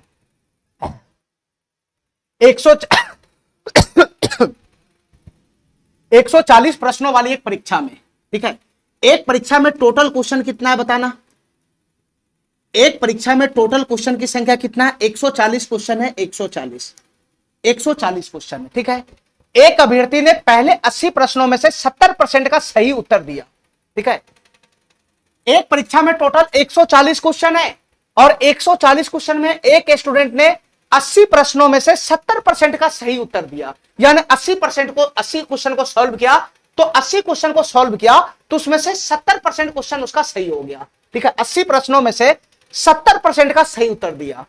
परीक्षा में 60% अंक प्राप्त करने के लिए शेष प्रश्नों में से कितने प्रतिशत प्रश्नों के सही उत्तर देना होगा। ध्यान से सुनना मेरे भाई, मैं ऐसा मानता हूं कि टोटल क्वेश्चन की संख्या कितना 140 क्वेश्चन के अकॉर्डिंग, और प्रत्येक क्वेश्चन का मैं मार्क्स मानता हूं कि जो इच क्वेश्चन है मैं ऐसा मान के काम करता हूं, जो इच क्वेश्चन है वो 1 नंबर का है, 1 नंबर का, 1 मार्क्स का है, 1 मार्क्स का। ध्यान से सुनना, 1 मार्क्स का है, 1 मार्क्स का। तो टोटल क्वेश्चन 140 क्वेश्चन है और प्रत्येक क्वेश्चन 1 नंबर का है, तो टोटल मार्क्स कितना रहा होगा बताना एग्जाम का, टोटल मार्क्स कितना रहा होगा एग्जाम का, टोटल मार्क्स कितना रहेगा क्वेश्चन के अकॉर्डिंग, टोटल मार्क्स कितना बनेगा एग्जाम का। तो 140 क्वेश्चन है और प्रत्येक क्वेश्चन अगर मैं 1 नंबर का मानता हूं तो टोटल नंबर एग्जाम का 140 नंबर बना होगा, 140 मार्क्स बना होगा, ठीक है, ठीक है। चलो आगे पढ़ो क्वेश्चन शुरू से। अब 140 प्रश्नों वाले परीक्षा में एक अभ्यर्थी ने पहले 80 प्रश्नों का में 70% सही उत्तर दिया। ध्यान से सुनना मेरे भाई, ध्यान से सुनना, देखो 80 प्रश्नों में से 70% का सही उत्तर दिया, इसका मतलब क्या हुआ, ध्यान से सुनना, टोटल 140 क्वेश्चन है, तो टोटल 140 क्वेश्चन है, तो टोटल 140 क्वेश्चन में से 80 क्वेश्चन का वो 80 क्वेश्चन को सॉल्व किया, तो 80 क्वेश्चन को सॉल्व किया तो बच गया कितना क्वेश्चन ऐसा जो बिना सॉल्व वाला रह गया, तो 60 क्वेश्चन ऐसा होगा जो बिना सॉल्व वाला होगा। 80 क्वेश्चन को वो सॉल्व किया और 60 क्वेश्चन ऐसा है जिसको वो सॉल्व ही नहीं किया, ठीक है, हमारी बात समझना। तो 80 क्वेश्चन को जो सॉल्व किया तो उसमें से 70% का सही उत्तर दिया, यानी 80 क्वेश्चन का अगर मैं 70% निकालू तो 8 7 56, यानी 56 क्वेश्चन ऐसा होगा जिसका वो सही उत्तर दिया, 56 क्वेश्चन ऐसा होगा जिसका वो सही उत्तर दिया। तो तुम बता मेरे भाई इसके अकॉर्डिंग उसका कितना नंबर आया होगा, इसके अकॉर्डिंग इसका कितना नंबर आया होगा बताना। अगर वो 56 क्वेश्चन का जवाब सही दिया है तो उसका कितना मार्क्स का क्वेश्चन सही हो गया होगा, कितना नंबर उसका आया होगा बताना, उसका कितना मार्क्स आया होगा। अगर वो 80 क्वेश्चन में से 56 क्वेश्चन का जवाब सही देता है, 80 क्वेश्चन का 70% होता है 56, 80 का 70% होता है 56, यानी 56 क्वेश्चन का जवाब वो सही करता है, तो 56 क्वेश्चन का जवाब अगर सही करता है, 56 क्वेश्चन का जवाब सही करता है तो उसका कितना नंबर बन गया होगा, प्रत्येक क्वेश्चन 1 नंबर का है तो उसका टोटल 56 नंबर बन गया होगा, टोटल उसका 56 मार्क बन गया होगा, 56 मार्क्स आ गया होगा, ठीक है, ठीक है। अब हमसे क्वेश्चन क्या पूछ रहा है कि 60% अंक प्राप्त करने के लिए शेष प्रश्नों में से उसके कितने प्रतिशत प्रश्नों को सही उत्तर देना होगा, यानी टोटल उसको 60% अंक प्राप्त करना। ध्यान सुनना मेरा भाई, टोटल उसको 60% अंक प्राप्त करना है, 60% अंक प्राप्त करना है, यानी जितना का भी टोटल एग्जाम है उसका 60% नंबर उसको चाहिए। तो टोटल एग्जाम जो है वो 140 नंबर का है, तो 140 नंबर का अगर एग्जाम है तो उसको 140 का 60% नंबर चाहिए, 140 का 60% नंबर चाहिए। तो बताओ कितना नंबर चाहिए उसको, 140 का 60% कितना हो जाएगा 10% 14, 84 नंबर चाहिए उसको, 84 नंबर उसको चाहिए, टोटल 84 नंबर उसको चाहिए, टोटल 84 नंबर। तो 84 नंबर लाने के लिए उसको कितने प्रश्नों का सही उत्तर देना होगा, यानी कितना प्रश्न को सही करना होगा, यानी कितना मार्क्स उसको और लाना होगा, कितना मार्क्स उसको और लाना होगा ताकि उसका 84 नंबर आ जाए। देखो मेरे भाई ध्यान से, उसके पास ऑलरेडी मार्क्स कितना है, ऑलरेडी उसके पास 56 मार्क्स आ चुका है, ऑलरेडी उसके पास 56 मार्क्स आ चुका है, उसको नीड है 84 नंबर का, उसको नीड है 84 नंबर का। तो बताओ उसको जरूरत कितने नंबर का है, उसको जरूरत अब कितने नंबर का है, उसको जरूरत कितने नंबर का है। तो उसका 56 नंबर आ चुका है, 84 नंबर का टोटल जरूर है ना, 84 नंबर उसको लाना है। तो 56 नंबर तो लाकर बैठा हुआ है, तो उसको अब जरूरत कितने नंबर का बच गया हुआ है। तो 84 में से 56 घटा दो तो ये 8 हो जाएगा, ये 28 हो जाएगा। 28 सर उसको 28 नंबर का और नीड है, 28 नंबर का और नीड है। अगर 28 नंबर वो और ले आता है तो उसका टोटल 84 नंबर हो जाएगा, जो टोटल मार्क्स का 60% नंबर हो जाएगा। ठीक है, उसको 28 नंबर का और नीड है। अब तुम बताओ मेरे भाई 28 नंबर का नीड है तो उसके पास कितना क्वेश्चन ऐसा है जो अभी उसको करना है। ये 80 क्वेश्चन तो वो कर लिया, 80 क्वेश्चन कर लिया, 80 क्वेश्चन में से 56 को सही किया, बाद बाकी वो गलती किया होगा। ये क्वेश्चन तो ऑलरेडी वो सॉल्व कर चुका है। उसको नीड है कितने नंबर का, 28 नंबर का नीड है। तो 28 नंबर का नीड है तो उसके पास 60 क्वेश्चन अभी करना रिमेनिंग है। इसी 60 क्वेश्चन को करेगा तो उसका 28 नंबर आएगा। तो 60 क्वेश्चन का मतलब 60 क्वेश्चन का मतलब 60 मार्क्स उसके पास अभी भी बचा हुआ है क्वेश्चन करने के लिए, 60 नंबर का क्वेश्चन अभी भी बचा हुआ है करने के लिए। तो 60 नंबर के क्वेश्चन में 60 नंबर का क्वेश्चन अभी भी उसके पास बचा हुआ है करने के लिए। तो 60 नंबर के क्वेश्चन में उसको 28 नंबर लाना है, मात्र 60 नंबर के क्वेश्चन में उसको मात्र 28 नंबर लाना है, तब जाके वो 60% नंबर प्राप्त करेगा। तो तुम बताओ मेरे भाई 60 नंबर के क्वेश्चन में 28 नंबर लाना है तो कितने प्रतिशत नंबर उसको और लाना होगा। यही तो क्वेश्चन तुमसे पूछ रहा है कि कितने प्रतिशत प्रश्नों को सही उत्तर देना होगा, यानी कितने प्रतिशत नंबर उसको और लाना होगा ताकि उसका नंबर 60% हो जाए। यानी टोटल 60 मार्क्स में से, टोटल 60 मार्क्स में से उसको 28 नंबर का ही जरूरत है। तो बताओ कितने प्रतिशत नंबर का जरूरत है उसको। 60 नंबर में से मात्र 28 नंबर चाहिए, तो कितना प्रतिशत नंबर चाहिए, बस ये क्वेश्चन हमसे पूछ रहा है। ठीक है, तो 60 नंबर में से 28 नंबर चाहिए तो कितना प्रतिशत नंबर होगा। यानी फाइनली क्वेश्चन हमसे ये पूछ रहा है कि ये जो 28 है वो 60 का कितना प्रतिशत है। तो तुम बताओ मेरे भाई ये 28 60 का कितना प्रतिशत है, तो निकालो ना 28 बटा 60 और गुना का 100% लगाओ ना भाई। अरे 60 नंबर में से 28 नंबर चाहिए तो कितना प्रतिशत नंबर होगा। कोई आदमी एग्जाम दे रहा है 60 नंबर का, कोई आदमी एग्जाम दे रहा है 60 नंबर का और उसको चाहिए 28 नंबर, तो उसको कितना प्रतिशत नंबर चाहिए, तुम नहीं निकाल लेगा। 60 नंबर के एग्जाम में 28 नंबर चाहिए तो कितना प्रतिशत नंबर चाहिए, तो 28 बटा का 60 गुना का 100 नहीं हो जाएगा। चलो इतना प्रतिशत नंबर उसको चाहिए। चलो यहां से सॉल्व करो इसको, ये 4 से चला जाएगा 7 मरतबे, ये 4 से चला जाएगा 15 मरतबे, ठीक है, ये 5 से चला जाएगा 3 मरतबे, ये 5 से चला जाएगा 20 मरतबे। तो फाइनली उसको कितना प्रतिशत नंबर और चाहिए, तो 20 सत्ते 140 बटा का 3%, इतना नंबर उसको और चाहिए। यानी इतना नंबर और चाहिए 140 बटा का 3%, यानी इतना ही प्रतिशत नंबर प्रश्न का सही उत्तर उसको देना होगा। 140 बटा का 3%, कौन सा ऑप्शन होगा, ये तो है नहीं, ये तो है नहीं, ठीक है। 45 तिहाई कितना हो जाएगा, 135, 136 हो जाएगा। 3 छक 18, 4 ते 12, 1 13, 138 2 140, ये वाला ऑप्शन सही हो जाएगा, ये वाला ऑप्शन करेक्ट, ठीक है। चलो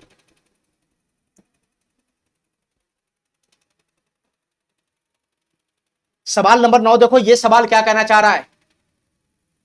सवाल नंबर 9 देखो, ये सवाल क्या कहना चाह रहा है। फलों के एक टोकरी में, फलों के एक टोकरी में प्रत्येक 25 फलों में से एक फल खराब है। इस बात का मतलब क्या हुआ, इस बात का मतलब क्या हुआ कि प्रत्येक 25 फल में से, टोटल अगर 25 फल है तो उसमें से एक फल खराब है। एक फल क्या है मेरे भाई, खराब है, एक फल खराब है, एक फल खराब है। टोटल अगर 25 फल है, टोटल अगर 25 फल है, टोटल अगर 25 फल है तो उसमें से एक फल खराब है। तो तुम बताओ खराब फलों का परसेंटेज वैल्यू कितना होगा, कितने प्रतिशत फल खराब हो गया, कितने प्रतिशत फल खराब हो गया, कितने प्रतिशत फल खराब है, इसकी परसेंटेज वैल्यू हमको बता दो क्या होगा। अरे काय नहीं समझ रहा है, 1/25 खराब है, टोटल 25 में से एक खराब है तो कितना प्रतिशत खराब होगा, 1/25 का परसेंटेज वैल्यू कितना हो जाएगा, ये 4% फल खराब है। यानी टोटल जितना भी फल है उसमें से 4% फल खराब हो जाएगा, ठीक है, उसमें से 4% फल क्या हो जाएगा, खराब हो जाएगा। अरे हमारा बात समझ रहा है, हमारा बात समझ रहा है? इसके कहने का ये मतलब है। चलो, खराब हो चुके फलों का 60% विक्रय हो गया। जो फल खराब हो चुका है उसका 60% रीसेल हो गया, फिर से बिक गया हो। यदि विक्रेता ने 48 खराब फलों का विक्रय किया, क्वेश्चन के अकॉर्डिंग विक्रेता ने कितने फलों का विक्रय किया? 48 खराब फलों का विक्रय किया।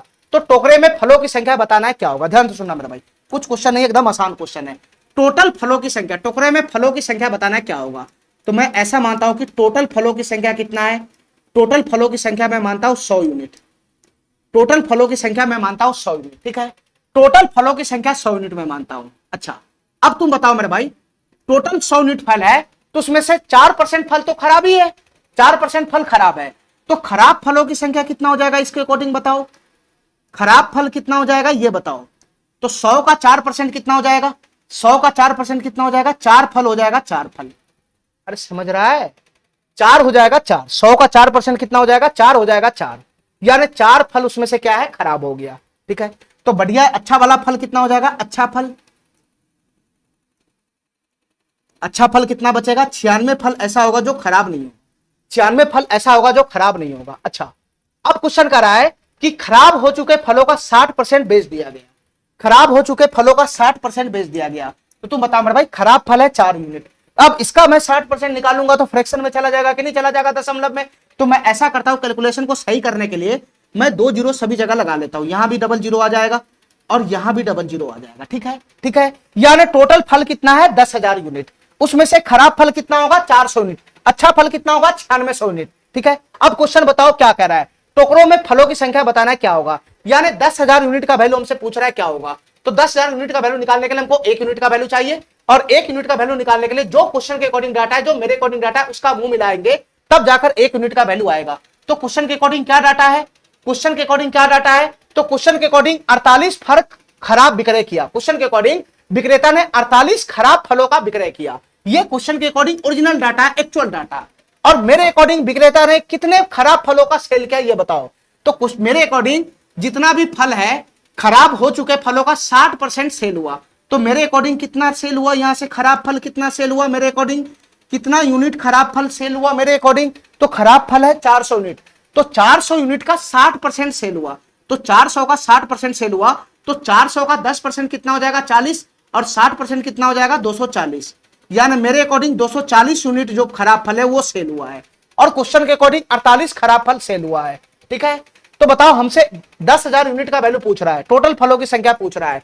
तो बताओ, मेरे अकॉर्डिंग 240 यूनिट फल खराब हुआ है, और क्वेश्चन के अकॉर्डिंग 48 फल खराब हुआ है।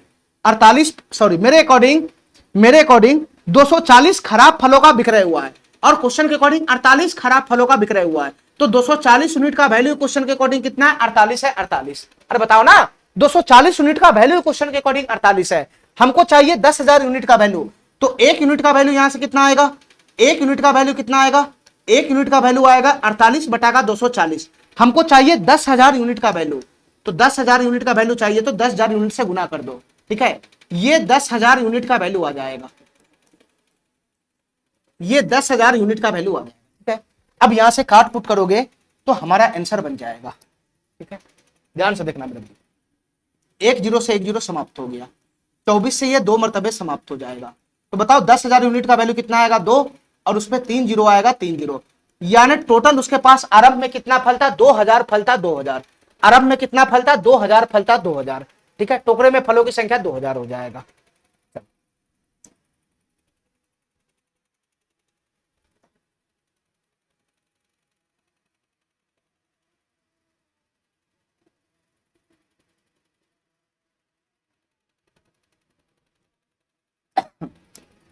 क्वेश्चन पढ़ो। ये सवाल क्या कहना चाह रहा है? चलो इस सवाल को पढ़ो मेरा भाई। ये सवाल क्या कहना चाह रहा है?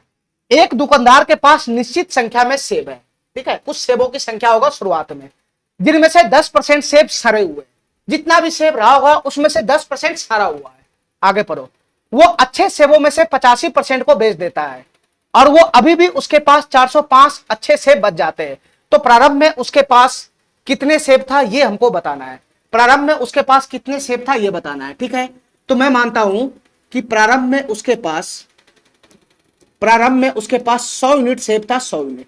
देखते रहना मेरे भाई ध्यान से, ठीक है। यहां पे एक चैन बनेगा, उसी से ये क्वेश्चन सॉल्व हो जाएगा। प्रारंभ में उसके पास 100 यूनिट सेब था, तो 100 यूनिट सेब था, तो क्वेश्चन हमसे 100 यूनिट का वैल्यू ही पूछ रहा है। अब जैसे जैसे क्वेश्चन कर रहा है वैसे करो। एक दुकानदार के पास निश्चित संख्या में सेब है, मान लो कि 100 यूनिट सेब है, उसमें से 10% सेब सड़े हुए हैं। तुम बताओ मेरे भाई 100 यूनिट सेब में से, 100 यूनिट सेब में से सड़ा हुआ सेब कितना है बताना। सड़ा हुआ सेब कितना है, 10% है, 10%, यानी 100 का 10% कितना हो जाएगा, 100 का 10% कितना हो जाएगा, 10 हो जाएगा। 10 को सेब इसका क्या है, सड़ा हुआ है। 10 यूनिट सेब सड़ा हुआ है, तो अच्छा सेब कितना होगा ये बताना। अच्छा सेब कितना होगा ये बताना। तो 100 में से 10 को सेब सड़ा हुआ है, तो 90 यूनिट सेब क्या होगा, उसका अच्छा होगा। 90 यूनिट सेब उसका अच्छा होगा। अच्छा, वो अच्छे सेबों में से 85% को बेच देता है। ध्यान से सुनना, अच्छे सेबों में से 85% को बेच देता है, और अभी भी उसके पास 405 अच्छे सेब बच जाते हैं। तुम बताओ मेरे भाई, तुम बताओ मेरे भाई, क्वेश्चन के अकॉर्डिंग वो अच्छे सेबों में से 85% को बेच देता है, तो तुम बताओ ये अच्छा सेब है। अब मैं इसका 85% निकालूंगा, मैं इसका 85% निकालूंगा तो मैं फंस जाऊंगा। 90 का 85%, 90 का अगर मैं 85% निकालूंगा तो क्या फ्रैक्शन में नहीं जाएगा ये, 85 बटा का 100, एक जीरो से एक जीरो चला गया, ठीक है। 5 दूना 10, 5 से 17, ये फ्रैक्शन में नहीं जाएगा। तो मैं इसका 85% निकालने के लिए एक जीरो में सब जगह लगा देता हूं, एक जीरो में सब जगह लगा देता हूं, ठीक है। तो अच्छा सेब 900 यूनिट है, 900 यूनिट, 900 यूनिट है, 900 यूनिट अच्छा सेब, उसमें से 85% को सेल कर देता है, 85% को सेल कर देता है। तो सेल कितना हुआ बताना। अच्छा सेब है 900 यूनिट, तो 900 यूनिट का 85% वो सेल कर देता है, 900 का 85% वो सेल कर देता है। डबल जीरो से डबल जीरो गया, तो फाइनली कितना हो जाएगा, 9 पचे 45, 9 अटे 72 और 4 76, यानी 765 यूनिट सेब को वो सेल कर दिया। टोटल अच्छा सेब उसके पास 900 यूनिट था, तो 900 यूनिट में से 765 यूनिट सेब को वो सेल कर दिया, ठीक है। अभी भी उसके पास 405 अच्छे सेब बचा हुआ है। ये एक्चुअल डाटा है, एक्चुअल डाटा। तो प्रारंभ में उसके पास कितने सेब थे, यानी शुरुआत में हम उसके पास 1000 यूनिट सेब था, 1000 यूनिट। क्वेश्चन हमसे 1000 यूनिट का वैल्यू पूछ रहा है, तो 1000 यूनिट का वैल्यू कैसे आएगा, जब हमारे पास 1 यूनिट का वैल्यू आएगा। 1 यूनिट का वैल्यू कैसे आएगा, जो क्वेश्चन के अकॉर्डिंग डाटा है, जो मेरे अकॉर्डिंग डाटा है, उसका मुंह मिलाएंगे तब जाकर 1 यूनिट का वैल्यू आएगा। तो क्वेश्चन के अकॉर्डिंग एक्चुअल डाटा क्या है कि अच्छा सेब में से 85% बेच देता है, उसके बाद भी उसके पास 405 अच्छे सेब बचा हुआ है। अच्छा सेब में से बेचने के बाद भी उसके पास 405 को अच्छा सेब बचा हुआ है। ये क्वेश्चन के अकॉर्डिंग डाटा है। मेरे अकॉर्डिंग कितना डाटा होगा कि अच्छा सेब टोटल 900 यूनिट है, तो 900 यूनिट में से 765 यूनिट सेब तो सेल कर देता है। तो अब उसके पास कितना रिमेनिंग सेब बचा हुआ है, मेरे अकॉर्डिंग रिमेनिंग सेब कितना बचा हुआ है, तो 900 में से 765 घटाओगे, तो 900 में से 765 घटाओगे तो कितना हो जाएगा, ये 65 5 70 35, इधर हो जाएगा 35 और 135, 135 यूनिट सेब मेरे अकॉर्डिंग उसके पास अभी भी बचा हुआ है। मेरे अकॉर्डिंग 135 यूनिट सेब उसके पास अभी भी अच्छा सेब बचा हुआ है, और क्वेश्चन के अकॉर्डिंग 405 अच्छा सेब बचा हुआ है। तो तुम बताओ मेरे भाई, दोनों का मुंह मिलाओगे, दोनों का मुंह मिलाओगे, दोनों का मुंह मिलाओगे तो 135 यूनिट की वैल्यू हुई, तो क्वेश्चन के अकॉर्डिंग कितना है, 135 यूनिट की वैल्यू हुई, क्वेश्चन के अकॉर्डिंग कितना है, 405 है, 405, ठीक है। हमसे क्वेश्चन 1000 यूनिट का वैल्यू पूछ रहा है, क्या होगा, तो 135 यूनिट का वैल्यू ये है, तो 1 यूनिट का वैल्यू हो जाएगा 135। हमसे क्वेश्चन 1000 यूनिट का वैल्यू पूछ रहा है, क्या होगा, तो मैं 1000 से गुना कर दूंगा, तो 1000 यूनिट का वैल्यू आ जाएगा, 1000 यूनिट का वैल्यू आ जाएगा, ये 1000 यूनिट का वैल्यू है, ठीक है। यहां से मैं काट कूट करूंगा तो क्या बनेगा बताना, यहां से मैं काट कूट करूंगा तो क्या बनेगा बताना। देखो ध्यान से, 135 तिहाई, ठीक है, 135 से ये 3 मरतबे चला जाएगा, 3 पचे 15, ठीक है। तो कितना हो जाएगा, 3000 हो जाएगा, 3000। तो 1000 यूनिट का वैल्यू कितना आ गया, 3000 हो गया, 3000। यानी शुरुआत में उसके पास कितना सेब था, 3000 सेब था, 3000।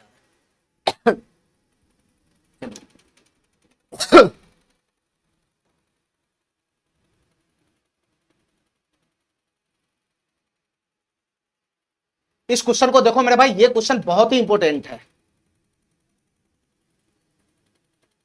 बहुत ही इंपॉर्टेंट क्वेश्चन है ये, ठीक है, बहुत ही कंसेप्चुअल क्वेश्चन है।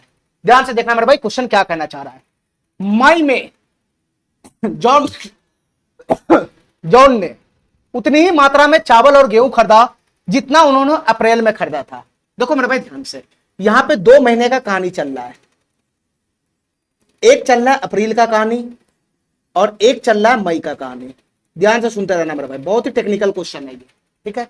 2 महीने का कहानी चल रहा है, अप्रैल का और मई में चल रहा है।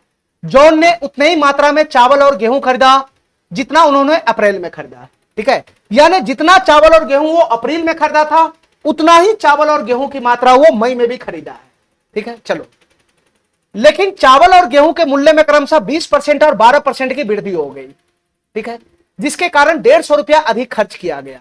चावल और गेहूं के मूल्य में क्रमशः 20% और 12% की वृद्धि हो गया, जिसके कारण 150 रुपया अधिक खर्च किया गया। इसके कहने का यह मतलब है कि अप्रैल में जितना चावल और गेहूं के मूल्य पे खर्च किया, मई में उससे 150 रुपया ज्यादा खर्च किया वो चावल और गेहूं पे। मई में क्यों खर्च किया ज्यादा? क्योंकि चावल और गेहूं के मूल्य में वृद्धि हो गई, ठीक है। आगे पढ़ो मेरे भाई। यदि जॉन ने अप्रैल में चावल पर 450 रुपया खर्च किया था, जॉन ने अप्रैल में चावल पर कितना टोटल खर्च किया था? 450 रुपया खर्च किया था। तो उन्होंने मई में गेहूं पर कितना खर्च किया, हमको यह बताना है, ठीक है। हमारी बात ध्यान से सुनना मेरे भाई, बहुत ही टेक्निकल क्वेश्चन है, चावल और गेहूं की बात कर रहा है, ठीक है। अब हमारी बात ध्यान से सुनना, यानी अप्रैल में जॉन ने राइस भी खरीदा होगा और गेहूं भी खरीदा होगा, चावल भी खरीदा होगा और गेहूं भी खरीदा होगा, ठीक है। मई में भी जॉन ने राइस भी खरीदा होगा और गेहूं भी खरीदा होगा, ठीक है। अप्रैल में भी चावल गेहूं खरीदा होगा और मई में भी चावल गेहूं खरीदा होगा। अब अप्रैल में कितना खरीदा है और मई में कितना खरीदा गया है, यह हमको बताओ क्वेश्चन के अकॉर्डिंग क्या कहना चाह रहा है। क्वेश्चन के अकॉर्डिंग जितना मात्रा अप्रैल में चावल का खरीदा और गेहूं का खरीदा उतना ही मात्रा वो मई में भी खरीदा। तो हमको नहीं पता वो अप्रैल में कितना चावल खरीदा और कितना गेहूं खरीदा। मैं मानता हूं कि अप्रैल में वो x केजी चावल खरीदा और y केजी गेहूं खरीदा, क्योंकि दोनों की मात्रा अलग अलग है, ठीक है, दोनों की मात्रा अलग अलग है। मैं मानता हूं कि अप्रैल में वो x केजी चावल खरीदा और y केजी गेहूं खरीदा। तो क्वेश्चन के अकॉर्डिंग मई में भी वो x केजी चावल ही खरीदा होगा और y केजी गेहूं भी ही खरीदा होगा, y केजी गेहूं ही खरीदा होगा, ठीक है। इतना बात मेरा समझ गया, इतना बात समझ गया। अब हमारी बात ध्यान से सुनना, चावल और गेहूं के मूल्य में क्रमशः 20% और 12% की वृद्धि हो गया। ध्यान से सुनना मेरे भाई, चावल का और गेहूं के मूल्य में वृद्धि हो गया। ध्यान से देखना, चावल का मूल्य पहले है तो चावल के मूल्य में 20% की वृद्धि हो गया, चावल का मूल्य में 20% का वृद्धि हो गया और गेहूं के मूल्य में 12% का वृद्धि हो गया, गेहूं के मूल्य में 12% का वृद्धि हो गया। इसके कहने का क्या मतलब है? 20% का वृद्धि हो गया, इसके कहने का क्या मतलब है? 20% की फ्रैक्शन वैल्यू होता है 1/5 और 12% की फ्रैक्शन वैल्यू होता है 3/25। इसके कहने का क्या मतलब है कि चावल का मूल्य पहले अगर 5 रुपए था, 5 रुपए किलो था, तो उसमें 1 रुपए किलो की वृद्धि हो गया। यानी 5 रुपए किलो था तो उसमें 1 रुपया किलो पे बढ़ गया। यानी अप्रैल में अगर 5 रुपए खरीदा होगा चावल तो मई में उसका कीमत 1 रुपया बढ़ गया होगा, यानी 6 रुपए हो गया होगा वो। इसके कहने का यह मतलब है। इसी प्रकार गेहूं का मूल्य अगर अप्रैल में 25 रुपए किलो होगा तो एक महीने में यानी मई में उसके कीमत में 3 रुपए की वृद्धि हो गया है, 3 यूनिट का वृद्धि हो गया। अरे काय नहीं मेरा बात समझ रहा है? इसके कहने का यह मतलब हुआ कि अप्रैल में और मई में, अप्रैल में अगर चावल का कीमत 5 रुपए पर केजी था, तो मई में उसमें 1 यूनिट का वृद्धि होकर चावल का कीमत कितना हो गया? 6 रुपए पर केजी हो गया। अरे काय नहीं मेरा बात समझ रहा है? इतना ही बात तो है ये। 20% का वृद्धि होने का क्या मतलब है वृद्धि? कि पहले अगर चावल का प्राइस 5 रुपए किलो था तो उसमें 1 यूनिट का वृद्धि हो गया, यानी 1 रुपया किलो में वृद्धि हो गया। तो फाइनली जो किलो बन जाएगा 6 किलो रुपए नहीं हो जाएगा, 6 रुपए प्रति किलोग्राम नहीं हो जाएगा। चलो, इसके कहने का क्या मतलब है? इसके कहने का भी यही मतलब है कि पहले अगर अप्रैल में उसका कीमत गेहूं का कीमत अप्रैल में अगर 25 रुपए पर केजी था, तो मई में गेहूं का कीमत कितना हो गया? 3 यूनिट बढ़ गया, 3 रुपया पर केजी बढ़ गया। तो मई में उसका कीमत कितना हो गया? 28 रुपया पर केजी हो गया, 28 रुपया पर केजी हो गया। अरे इतना बात समझ रहा है? चलो अब यहां से बताओ मेरे भाई, यहां से बताओ, ध्यान से सुनना। ये अप्रैल का कहानी है। अप्रैल में चावल का कीमत कितना है वहां सब चीज मैं लिख दिया हूं। अप्रैल में चावल का कीमत है 5 रुपया पर केजी। अप्रैल में चावल का कीमत कितना था? 5 रुपया पर केजी, ठीक है। और मई में चावल का कीमत कितना हो गया? 6 रुपया पर केजी हो गया, ठीक है। अच्छा, अप्रैल में गेहूं का कीमत कितना हो गया? अप्रैल में गेहूं का कीमत कितना था? ये गेहूं का डाटा है। अप्रैल में गेहूं का कीमत कितना था? अप्रैल में गेहूं का कीमत था 25 रुपया पर केजी, और मई में बढ़ के कितना हो गया? 28 रुपया पर केजी हो गया। 28 रुपया पर केजी हो गया। इतना बात समझ गया? इतना बात समझ गया? तो तुम हमको इतना बता दो बुद्धि लगा के, हमको इतना बता दो बुद्धि लगा के कि अप्रैल में वो टोटल कितना पैसा खर्च किया होगा, इतना बता दो बस। अप्रैल में वो टोटल कितना पैसा खर्च किया होगा? तो सर अप्रैल में वो x केजी चावल खरीदता है और 1 केजी चावल का मूल्य 5 रुपया है, तो x केजी चावल का मूल्य कितना हो जाएगा? 5x रुपया हो जाएगा, 5x रुपया। ये अप्रैल में चावल का टोटल कीमत है, टोटल कीमत, चावल में टोटल खर्चा ये 5x रुपया का किया। चावल में टोटल खर्चा वो 5x रुपया का किया, 5x रुपया का। ठीक है, तुम बताओ मेरे भाई अप्रैल में वो गेहूं पे कितना खर्च किया? गेहूं पे कितना खर्च किया? तो गेहूं अप्रैल में खरीदा y केजी और 1 केजी का दाम 25 रुपया है, तो y केजी का कीमत कितना रहा होगा? 25y हो जाएगा, 25y। ये हो जाएगा 25y, 25y रुपया होगा, 25y रुपया। तो बताओ अप्रैल में उसका टोटल खर्च यही रहा होगा ना? ये अप्रैल का टोटल खर्च यही रहा होगा ना? ये अप्रैल का टोटल खर्च है, ये अप्रैल का टोटल खर्च है उसका, अप्रैल का। चावल प्लस गेहूं मिलाकर अप्रैल में टोटल इतना खर्च किया है। ठीक है, ठीक है, चलो आगे बताओ मेरे भाई, मई में वो टोटल कितना खर्च किया, इतना बता दो। मई में वो कितना खर्च किया, इतना बता दो। मई में वो कितना खर्च किया, इतना बता दो। ध्यान से देखना, मई में वो कितना खर्च किया, इतना बता दो। मई में यही से निकल जाएगा। मई में कितना खर्च किया चावल पे? तो एक चावल का कीमत 6 रुपया पर केजी था मई में, और वो x केजी चावल खाया मई में, तो कितना पैसा खर्च किया होगा बताना? x केजी चावल खरीदा तो 6x रुपया, 6x रुपया खर्च किया होगा वो चावल पे मई महीना में। ठीक है, अब बताओ मई में वो गेहूं पे कितना खर्च किया होगा? गेहूं का कीमत मई में 28 रुपए पर केजी था। ठीक है, और वो y केजी चावल गेहूं खरीदा था, तो फाइनली उसका टोटल खर्च कितना हो गया होगा? फाइनली उसका टोटल खर्च कितना हो गया होगा? ये हो गया होगा 28y रुपया। इसका खर्च हो गया 28y रुपया। ठीक है, तो ये उसका अप्रैल का मई का टोटल खर्च है, ये मई का टोटल खर्च है, ये उसके अप्रैल का टोटल खर्च है, ये मई का टोटल खर्च है। क्वेश्चन के अकॉर्डिंग कितना है? क्वेश्चन के अकॉर्डिंग क्या कह रहा है कि वृद्धि के कारण, मूल्य में वृद्धि के कारण 150 रुपया अधिक खर्च किया, 150 रुपया अधिक खर्च किया। इसके कहने का मतलब यह है, इसके कहने का यह मतलब यह है कि अप्रैल में उसका जितना पैसा खर्च हुआ, अप्रैल में उसका जितना पैसा खर्च हुआ उससे 150 रुपया ज्यादा पैसा वो मई में खर्च किया, दोनों चीज पे मिला के। इसका मतलब ये हुआ कि मई में किया गया खर्च और अप्रैल में किया गया खर्च, इसके बीच का डिफरेंस 150 रुपया है। अरे काय नहीं मेरा बात समझ रहा है? इसका मतलब ये हुआ कि मई में किया गया खर्च और अप्रैल में किया गया खर्च, इसके बीच का डिफरेंस कितना है? 150 रुपया है। ठीक है, तो तुम बताओ मई में किया गया खर्च ये है, अप्रैल में किया गया खर्च ये है, इन दोनों के बीच का डिफरेंस 150 रुपया है। तो क्या इक्वेशन बनेगा यहां से बताना? मई में किया गया खर्च है कितना? ध्यान से देखना, मई में किया गया खर्च है 6x प्लस का 28y। ये मई में खर्च किया इतना रुपया, 6x प्लस का 28y, ये मई में खर्च किया। और अप्रैल में कितना खर्च किया? अप्रैल में खर्च किया 5x प्लस का 25y, 5x प्लस का 25y, ये अप्रैल में खर्च किया। तो मई में किया गया खर्च अप्रैल में किया गया खर्च से 150 रुपया ज्यादा है, यानी मई में किया गया खर्च अप्रैल में किया गया खर्च के बीच का डिफरेंस कितना है? 150 रुपया है। तो बराबर कितना हो जाएगा? 150 हो जाएगा, 150 हो जाएगा, 150। इतना बात मेरा समझ गया? इतना बात मेरा समझ गया? चलो आगे पढ़ो। यदि जॉन ने अप्रैल में चावल पर 450 रुपया खर्च किया, तो उन्होंने मई में गेहूं पर कितना खर्च किया? क्वेश्चन हमसे क्या पूछ रहा है? क्वेश्चन हमसे क्या पूछ रहा है कि मई में गेहूं पर कितना खर्च किया, मई में गेहूं पर कितना खर्च किया। ये आ गया मई, और मई में गेहूं पर कितना खर्च किया? यही तो खर्च किया। मई में गेहूं पर वो 28y रुपया खर्च किया, मई में गेहूं पर वो 28y रुपया खर्च किया। तो क्वेश्चन हमसे 28y का वैल्यू पूछ रहा है, क्या होगा? 28y का वैल्यू निकालना, 28y का। तुम बताओ 28y का वैल्यू कैसे निकलेगा? 28 तो ही है। क्वेश्चन को सॉल्व करने के लिए हमको y का मान चाहिए, y का मान। क्वेश्चन सॉल्व करने के लिए हमको y का मान चाहिए, y का मान। यहां से एक इक्वेशन तो बन गया। ठीक है, एक इक्वेशन और बनेगा, देखो ध्यान से।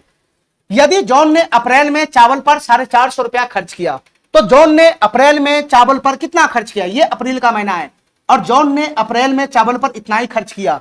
5 रुपए पर केजी था, x केजी खरीदा, तो 5x रुपया खर्च किया, 5x रुपया। तो क्वेश्चन के अकॉर्डिंग 5x रुपया का वैल्यू कितना है बताना? अप्रैल में चावल पे कितना खर्च किया? 5x रुपया खर्च किया, 5x रुपया चावल पे। और क्वेश्चन के अकॉर्डिंग अप्रैल में चावल पर खर्च कितना है? 450 रुपया है। तो 5x का वैल्यू ही क्वेश्चन के अकॉर्डिंग कितना है, 450 रुपया है। तो यहां बताओ यहां से x का मान कितना आ जाएगा, x का मान आ जाएगा 90, यहां से x का मान आ जाएगा 90, यहां से x का मान आ जाएगा 90। ठीक है, ठीक है, ठीक है। हमसे पूछ रहा है कि मई में गेहूं पर कितना खर्च किया, यानी 28y का वैल्यू पूछ रहा है क्या होगा, 28y का वैल्यू पूछ रहा है क्या होगा। हमारी बात ध्यान से सुनना भाई, हमारी बात ध्यान से सुनना। ठीक है, x का वैल्यू 90 आ गया, x का वैल्यू 90 आ गया, ध्यान से सुनना। अगर मैं इसको सॉल्व करूंगा आगे तो क्या बनेगा बताना, ये 6x माइनस 5x कितना हो जाएगा, x हो जाएगा x, और 28 में से 25 घटेगा तो 28 माइनस 25 कितना हो जाएगा, प्लस का 3y हो जाएगा। ये 3y बराबर कितना हो जाएगा, 150 हो जाएगा, 150 यही आएगा। हमको चाहिए y का मान, क्वेश्चन सॉल्व करने के लिए y का मान चाहिए। तुम बताओ x का मान तो है मेरे पास ना 90, x का मान 90 है, तो x के जगह पर मैं 90 पुट करूंगा, 90, ये x के जगह पे मैं 90 पुट करूंगा, 90, तो 90 उधर चला जाएगा, तो यहां से बताओ 90 उधर चला जाएगा तो 3y का वैल्यू कितना आएगा बताना, 90 उधर चला जाएगा तो 3y का वैल्यू आएगा 60। ठीक है, तो 3 से ये 60 कट जाएगा 20 मरतबे, तो y का वैल्यू कितना आ गया बताना, 20 आ गया, 20, y का वैल्यू 20 आ गया तो क्वेश्चन हमारा सॉल्व हो जाएगा। हमसे क्वेश्चन क्या पूछ रहा है, 28y का वैल्यू बताओ क्या होगा, तो 28 गुना और y का वैल्यू कितना आया, 20 आया, 20, तो फाइनली हमसे 28y का वैल्यू पूछ रहा है, तो 28 दूना 56, 560 रुपया हो जाएगा, 560 रुपया। ए नंबर ऑप्शन हमारा करेक्ट हो जाएगा। ठीक है, ए नंबर ऑप्शन हमारा करेक्ट हो जाएगा। ठीक है, बहुत ही टेक्निकल क्वेश्चन था ये। ठीक है, बहुत ही दिमाग लगा के इस क्वेश्चन को सॉल्व करना था। चलो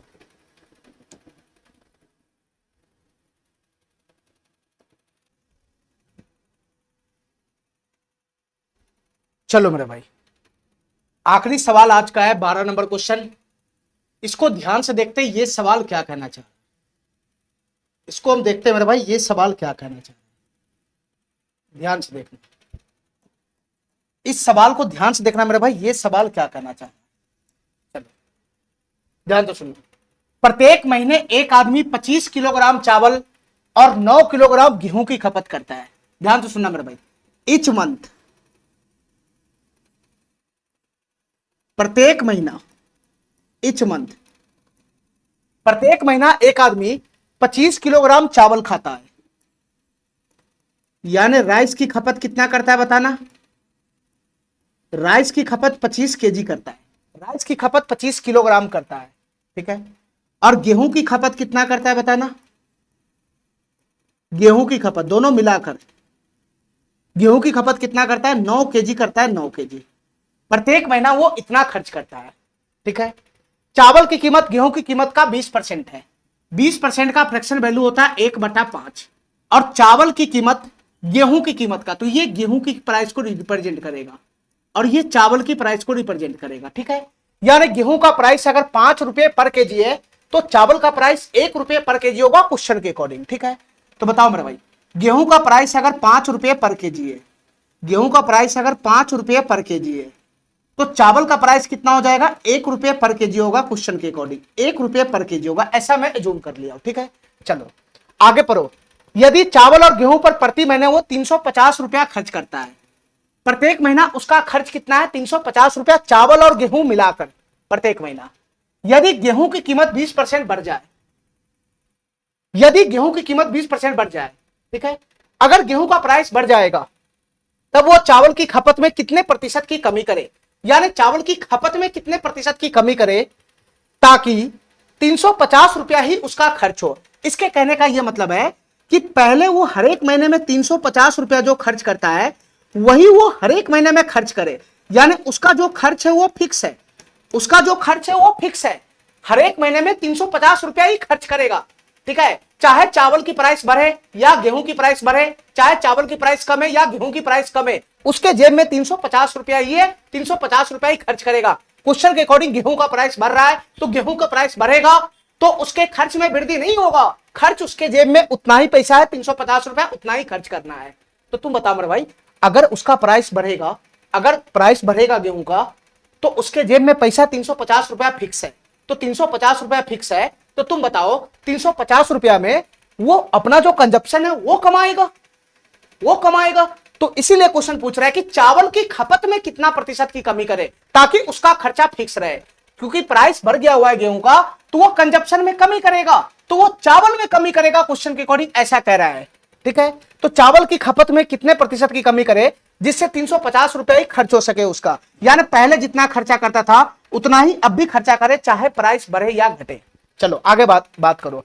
जबकि चावल का मूल्य और गेहूं की खपत स्थिर है, ऐसा क्वेश्चन कह रहा है, ध्यान से सुनना भाई, ऐसा क्वेश्चन कह रहा है कि चावल का मूल्य यानी चावल का जो प्राइस है, चावल का प्राइस 1 रुपये पर केजी, ये फिक्स है, ये नहीं बदलेगा, ये फिक्स है। हर एक महीने जो प्राइस था 1 रुपये पर केजी, इसका प्राइस हमेशा फिक्स रहेगा, 1 रुपये पर केजी ही रहेगा।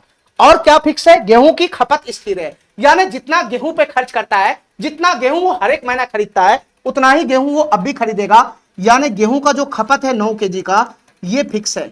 अगर गेहूं का प्राइस बढ़ भी गया है तब भी उसको उस महीने में 9 केजी गेहूं ही खरीदना है। ठीक है, ठीक है, ठीक है, यानी चावल का प्राइस और गेहूं की खपत उसको फिक्स करना है, दोनों का खपत फिक्स है। ठीक है, चावल का प्राइस फिक्स है और गेहूं का खपत फिक्स है, और उसके जेब में जो पैसा है 350 रुपया वो भी फिक्स है। ठीक है, उतना ही पैसा उसको खर्च करना है, चाहे कीमत बढ़े या घटे, उससे कोई फर्क नहीं पड़ता है। तो बताओ मेरे भाई, जब उसका खर्चा ही फिक्स है तो ये 350 रुपया का हमको कोई काम नहीं है।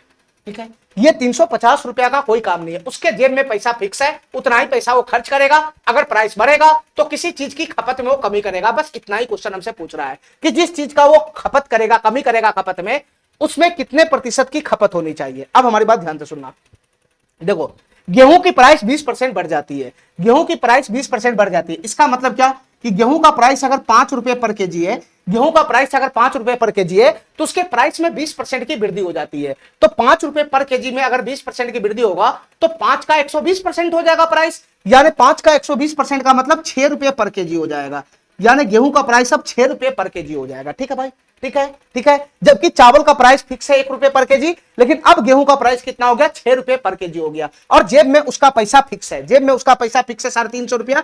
इस डाटा का हमको कोई काम नहीं है। ठीक है, तो तुम हमको ये बताओ मेरे भाई, ये बताओ हमको कि हर एक महीने उसका खर्च कितना आ रहा है, हर एक महीने उसका खर्च कितना आ रहा है। अगर प्राइस सब जगह स्थिर रहे, अगर ना बढ़े, तो उसका प्रत्येक महीना का खर्च कितना आ रहा है हर एक महीना का।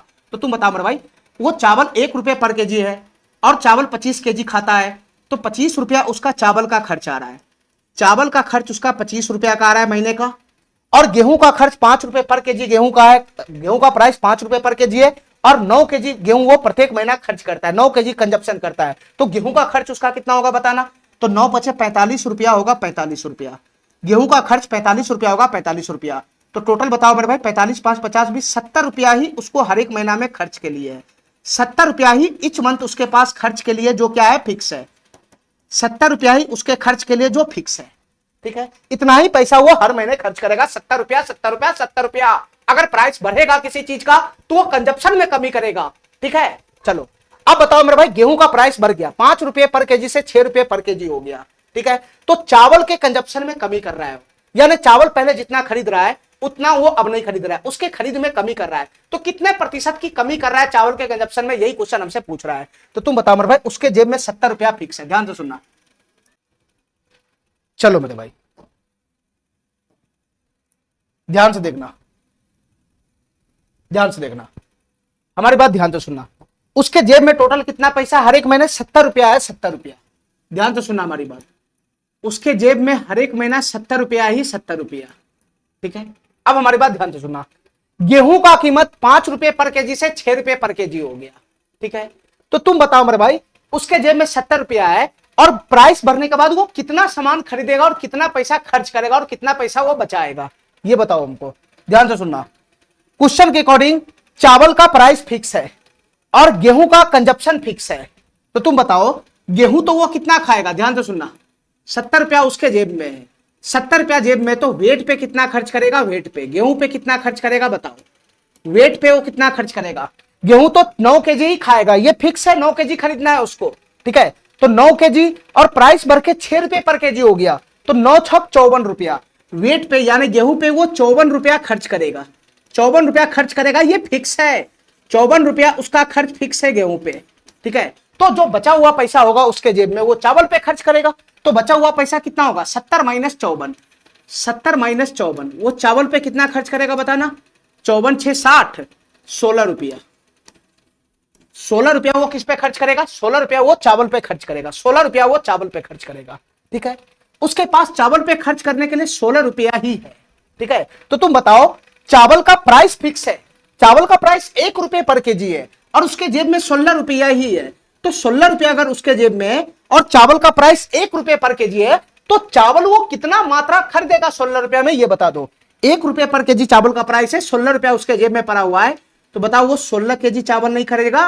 वो 16 केजी चावल ही खरीदेगा कि नहीं खरीदेगा? चावल का कंजप्शन उसका 25 केजी का था, लेकिन मेरे भाई प्राइस बढ़ जाने के कारण उसके जेब में पैसा फिक्स है 70 रुपया।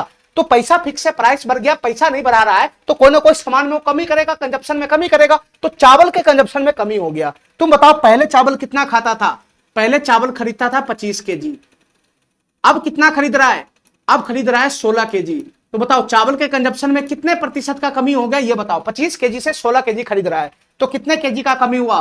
तो सर 9 केजी का कमी होगा। 25 केजी से 16 केजी, 9 केजी का कमी हो गया, तो कितने प्रतिशत का कमी हो गया? कोई संख्या 25 से 16 हो गया, तो कितने प्रतिशत का कमी आ गया? तो 9/25, 9/25, 9/25। तुम बताओ 1/25 कितना होता है? 4%। तो 9/25 कितना हो जाएगा? 36% हो जाएगा, 36%। 36% हो जाएगा, 36%। यानी चावल के कंजप्शन में कमी कितना हो जाएगा? 36% हो जाएगा। ये बी नंबर ऑप्शन हमारा करेक्ट हो जाएगा। ठीक है, चलो मेरे भाई, आज के लिए इतना ही। इससे आगे का क्वेश्चन हम अगले क्लास में करेंगे। ठीक है, थैंक यू, धन्यवाद।